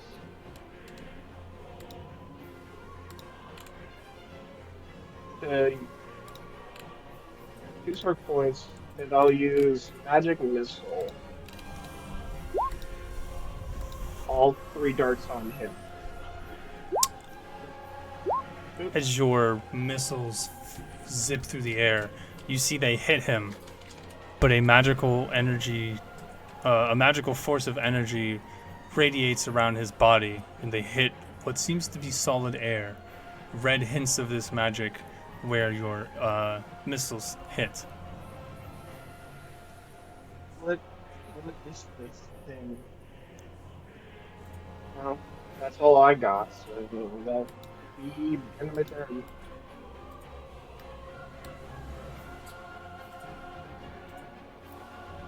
In a split second, you see that he appears in front of you, Ryle, Maxwell. I need Thistle, Bryle, Maxwell, and Mortia. I need you to do me a huge favor. Yes. Roll me a strength saving throw.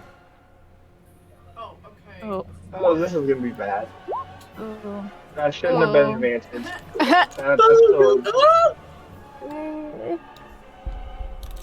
damn. Oh, So he just teleported through my Cloud of Daggers. God Oh damn. no. So it's gonna be tough. oh, oh. This may be impossible. Very funny. Bryle, Thistle, and Mortia. All 3 of you feel a sudden force of energy push you through the wall, and you find yourselves all in the middle of air, now falling about 30 feet, 20 feet. As you see behind you, there's now a hole in the wall where the arrow slits were. Maxwell, you feel the force around you, but you're able to stand your ground as you feel this very strong energy, almost like air, blows open the wall to your left behind you, and you see all 3 of your friends fall. Mortia, Bryle, and Thistle, you all take 13 damage as you fall 20 feet, and you are now in the floor of the Great Hall. Mortia, go ahead and roll me a Constitution saving throw, and same thing for you, Thistle, for your bonfire and moonbeam. Cloud of Daggers. Yeah. That one. Oh no! No! The cloud of daggers in the bonfire is gone. Yeah, Constitution save, and so is your moon thing. The torch in your hand scatters and puff out.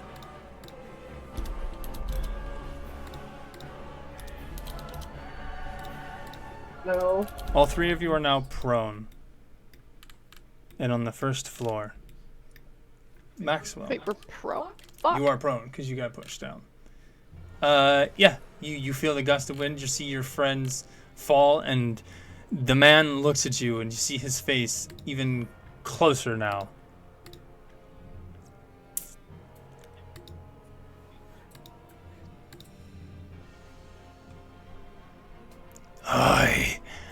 am Vindictus, and you are dead. That is And- such a corny line. I am sorry, Vindictus. What the hell? And we go to Thistle. I take half your movement speed so you can stand up. What would you like to do, Thistle? Okay, I was able to at least see where I was going to fall, right? Yeah, so you know that you're on the first floor. You fall, your torch goes out as soon as you hit the ground, but you did have light falling. Okay, well, I'm going to assume I'm up now, and I'm going to feel around me. Can I only help one person? Yes, only one per turn because it is an action. Okay, I'm going to I'd say get... Bryle, because Bryle could probably get up there better than because I don't have any like movement stuff. I was going to do Bryle, so Bryle could also maybe help get you up, Excuse me. because out of character turn order. Boppity boopity. Alright, so you use the help action to help her up, and then we go to you, Lane. You just watch your friends get thrown out of the wall. Tofu's stunned, and you see the gilded man staring you down with his red blade. What do you do? I am going to hammer a python into the wall and tie a dwarven rope around my waist. Alright, I'm taking your action. Juicy though. Juicy. Very smart. Very smart. Anything else? Yeah, I've fallen like 20 feet. That sounds awful. You're gonna... Alright. Okay. Tofu goes, what in the fuck? And he just says, fuck it. And you see that he puts his dukums up. Maxwell, he doesn't know what to say. And he's gonna go full at this man. So first attacks. God fuck damn. I should there's some there.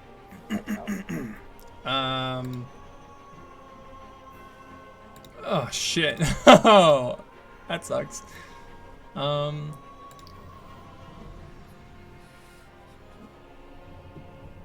Okay, that's good. That still sucks.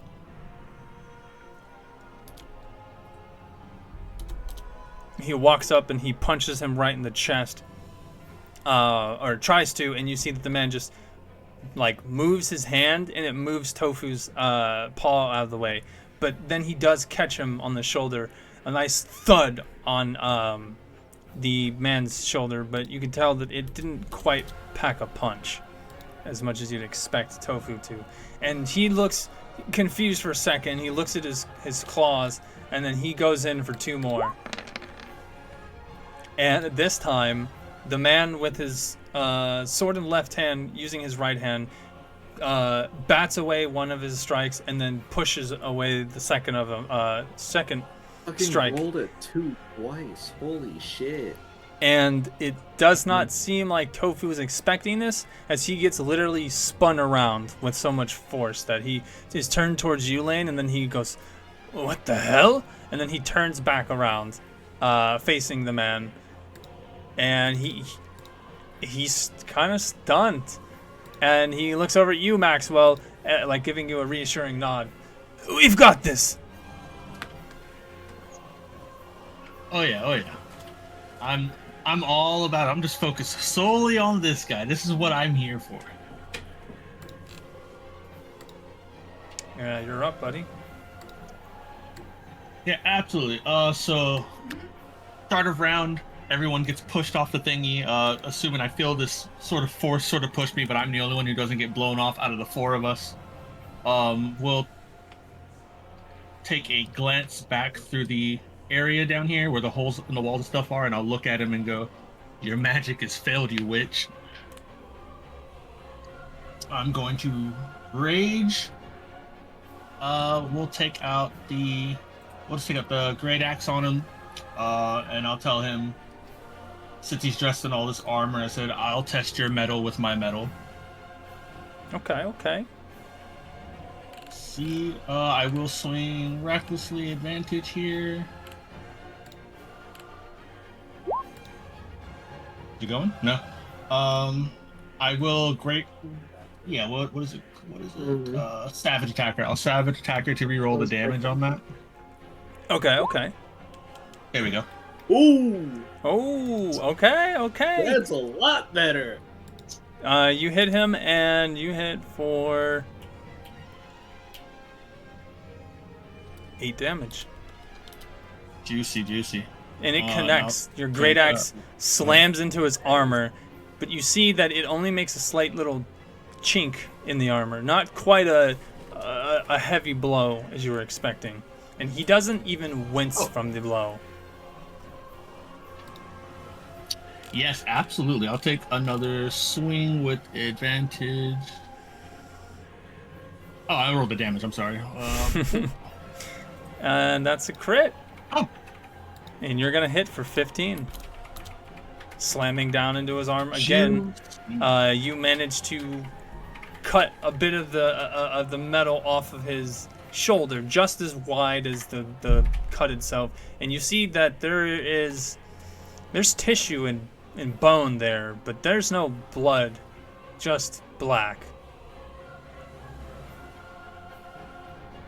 Yeah, absolutely. Yeah, I'm gonna take the 2 swings just immediately back to back. One backhanded, another forehanded, and Google as the weapon bites into the metal, and I can see the gap in the armor in there. Google it.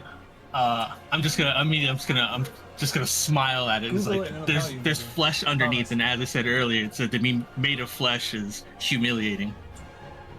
I'll pass my turn. Okay, Brio, what are you gonna do, gal?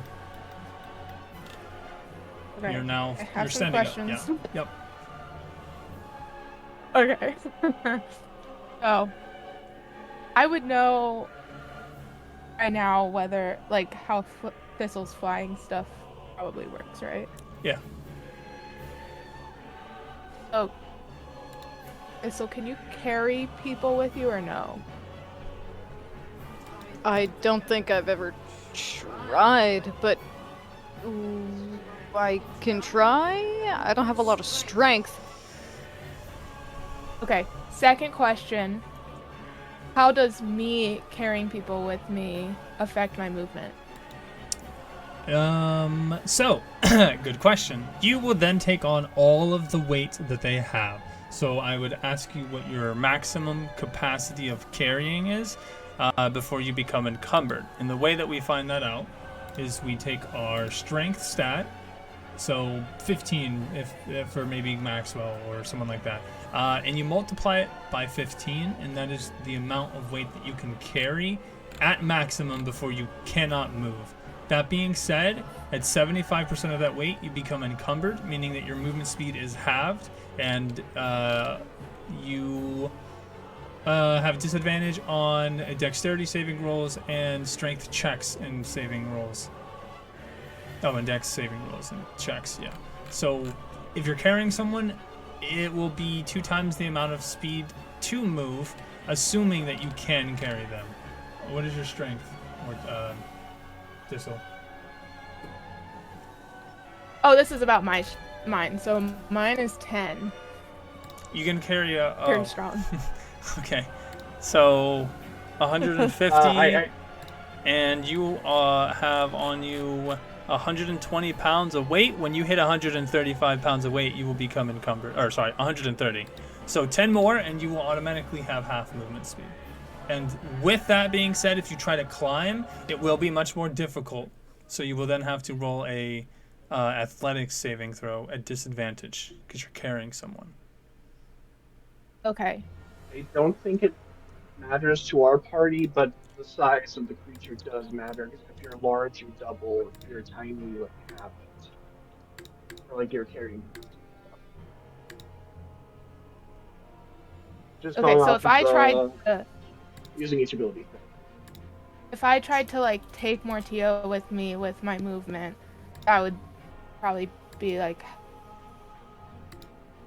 Sorry, I'm just trying to grasp how far I would be able to move. Because my speed is 35, and I know she's still down, but how far I But would be you able could to move. just Mortia, help with her just her up. equipment, has 77 pounds. That is I also know, true. but You could just help her up. I can action, move, and dash. So I could get us pretty far. Is my thing.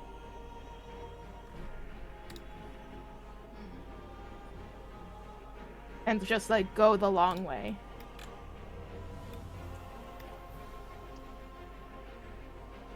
You could, yeah. Question: can we see this man from where we are? Like he said, he made a hole in the wall. Yeah, but they're 20 feet up, so no. Because of the angulars and all that. And Okay. they're also deep in... He was up Gotcha. against the southernmost wall? Yeah. So you might be able to see maybe Maxwell's back, but because it's dark, it's just a person up there. Okay, no, gotcha.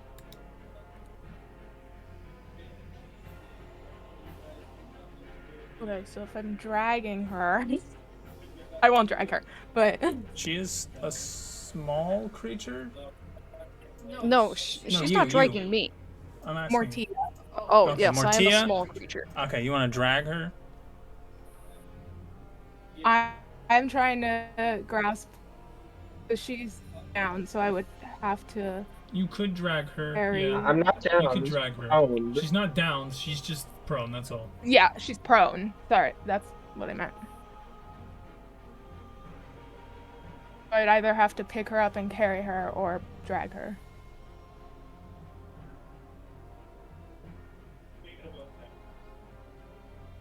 Yeah, what do you want to do? It's your turn. I'm just trying to figure out how much I can move with the two different options. You would get half your movement speed. So if you take a bonus, or if you dash, you would still only get 30 feet. Okay.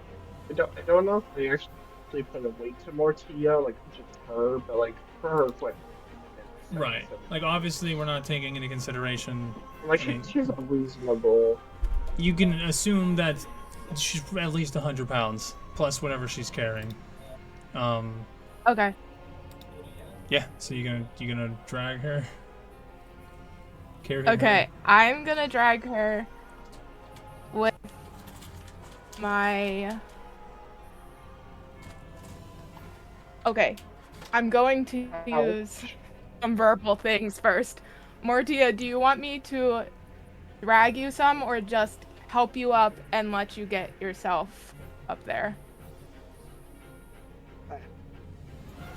I don't know the best way to get up there, but do what you think is the best, I guess. I can get you some of the way up there a little bit fast, but I don't know what you got. She has no movement. I only have my legs. I don't really have much to especially move. Oh. Okay, so I will... How much... Why is it changing weirdly? Why is it doing that? Okay.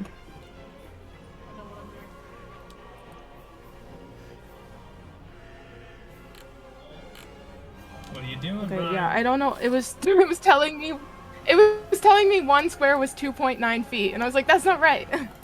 Okay. So I'll pick her up. Or I won't pick her up. I'll drag her. Okay. Sorry.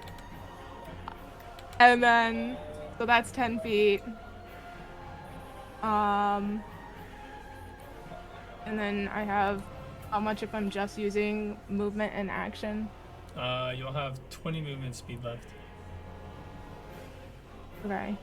5, 10, 15, 20.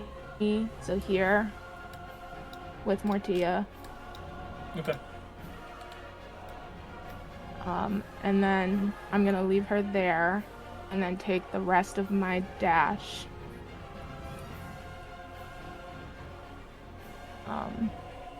Yeah. No, I'll take her with me. Sorry, I'm so tired. Oh, okay. Dragging her to get this far would require your dash. Okay, that would take my dash. Yeah. Then I'm done. Okay. Mortia. So that was movement, action, dash. Yep. All right, Mortia, you are up. Would you like to Yes, stand up, or would you like to let Brile keep dragging you? I assume it'll just be faster if I stand up and move on my own. It will take half your movement speed. So standing up will take half my movement. So I'll have 15. I'll dash to Get your other 30. So I'll 30. Yep. 45. 50 there. Okay. Anything else? You gonna cast a spell, maybe? And well, yes, I will use bonus action to cast Shadow Blade, so I have a sword at the ready. And I think this may do better because psychic damage. I don't know. Shadow Blade's Okay. and that's it. My sword. Gotcha.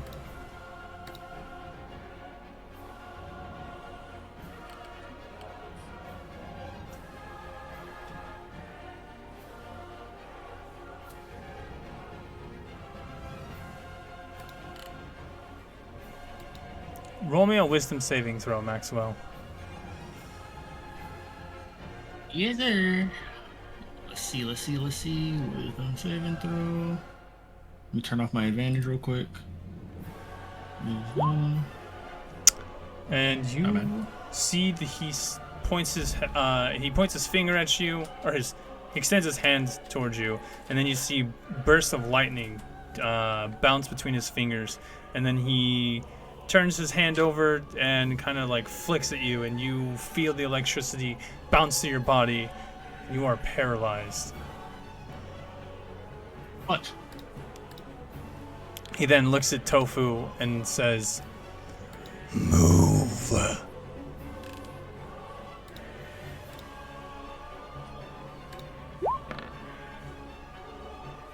Oh no! Oh no! And Tofu is just fucking yeeted over out the window, just out of nowhere. You see that his feet come from below him. He floats for a second, and the man Vindictus in front of you moves his hand to the right, flicking it, and Tofu is then sent tumbling. He's not as lucky as you guys were, though. Oh, as he takes a total of 16 damage from the fall. Oh, wait a second. Do I have something for this? Hold on. Oh, I do! I do! Slow fall! I was gonna say. Woo! Okay, he hits the ground. Or he gets tossed out, and as he's falling, he turns down and he puts his hand out, and you guys see a gust of wind kind of channels below his paw as he floats down. And he goes, "I've never been thrown so easily in my life. What are we fighting?"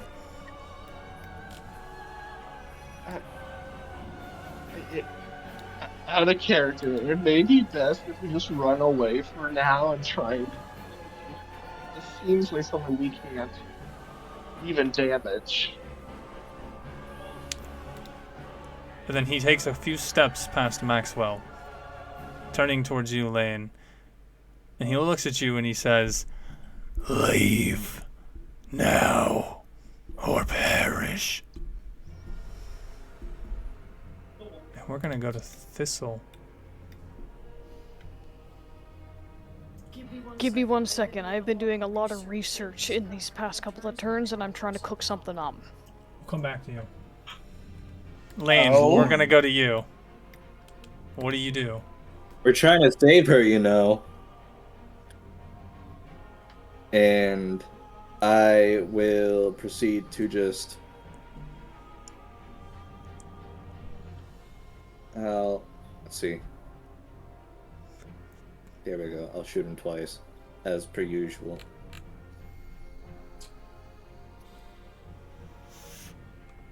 Oh wait, not at advantage. Sorry. Let me redo that.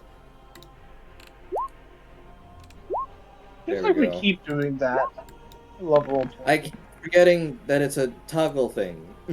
As you shoot your No, crossbow, I also keep forgetting. as Don't you worry. as you shoot your crossbow at him, you see that he catches both of your bolts and he looks at them. Primitive, and he breaks them in his hand.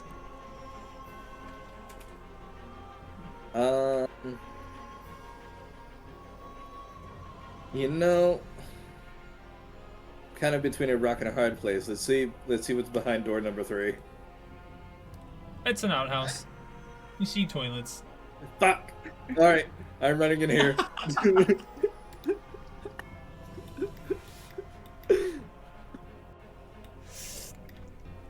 Okay, bet.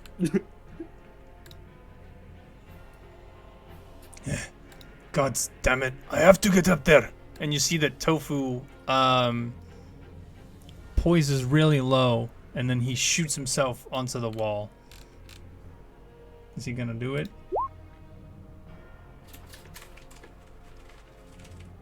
Ooh, just barely. And he manages to scramble back up to the top next to you, Maxwell.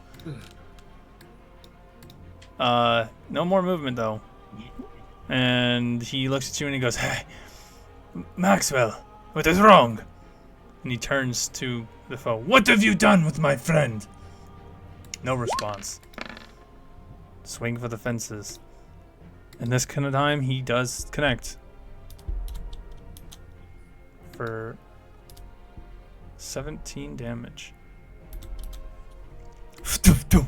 You see that the man's... Oh, no, never mind. Alright, Maxwell. You can take... at the end of your turn, you can use a wisdom saving throw to attempt to break out. But before you do that, Thistle, what are you cooking up? Ryle, Martia, how much do you guys weigh? I'm not trying to say that in a mean way. I'll just guess 177, 100 for myself, and 77 for equipment. So I about 300 don't pounds know. total for both of them. Okay. Thistle's going to say, okay, great, but the moment she starts saying the G part of great, you're gonna see that she turns into a fucking black bear. Okay. And she's gonna come running at you guys, and she's going to scoop you both up onto her back, because apparently they can hold up to 450 pounds. Damn. Juicy, juicy. That's awesome.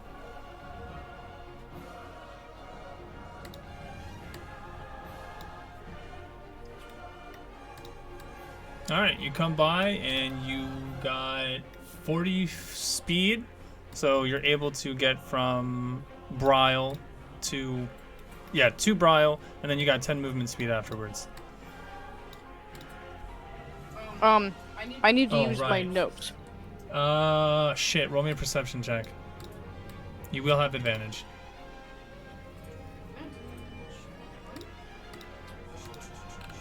Who? 11? Oh. You smell Bryle, and you manage to run underneath her, and Bryle, you feel yourself being lifted by a medium-sized black bear. But it's different. It has the fur on its back has 2 stripes of a design very similar to Thistle's wings. Okay. You can wanna. I mean, you could try moving towards Martia if you'd like. Okay. Alright. You make your way towards her scent. You can smell her a lot better. The dust is kind of rough here, though. Maxwell, it's your turn, my friend. Yup. Let's get out of this. Let's get out of this, bro. Light work. Light work. Let's make this save. Oh, nat 20 is crazy. Yeah, you break it. In fact, you break it at the start of your turn. I'm gonna take your bonus action.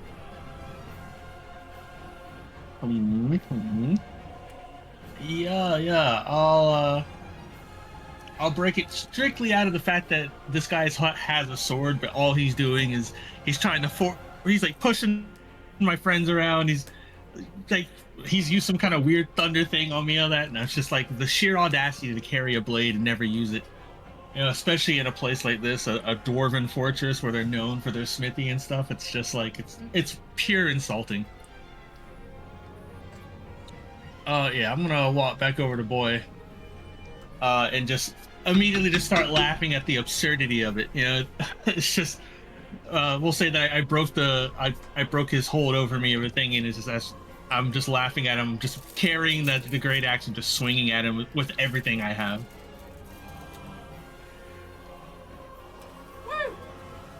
Holy shit! Yeah, I'm gonna re-roll that with my savage attacker.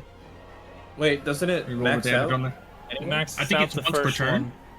It maxes out the first one, so he gets a crit on the first one. You can re-roll the damage, which is a 9. So that's gonna be 12 plus 3, 15 plus 9, 20. What? 20. 15 plus 9, 24. Yep, 24. And you hit for a clean 24 damage. As you hit, you see that bits of his armor breaks off, and it's a good glancing blow. It causes him to struggle, and you see that red magical force around him breaks whenever you hit him. And as you pull your sword out of him, you see that there, across his chest, the plate armor breaks. You see bare gray skin, but you also see what look to be like gears and tubes, black fluid running through them all through his body.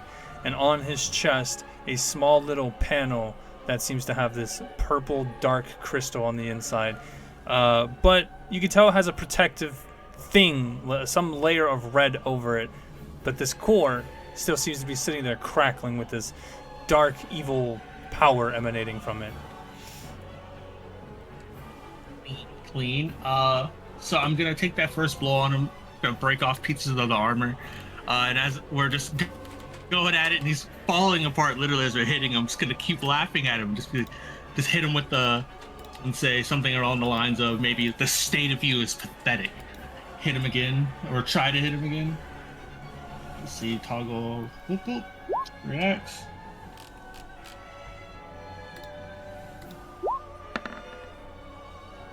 Oh. Okay. As you go to swing your great axe, you see that he lifts his sword arm up.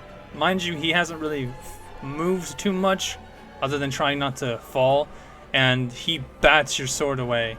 And then you see that he draws his up across top left. Oh, finally! We're like, finally! I'll pass my turn. You take 20 damage. And then I need Give it to you... me. Roll me... Ah.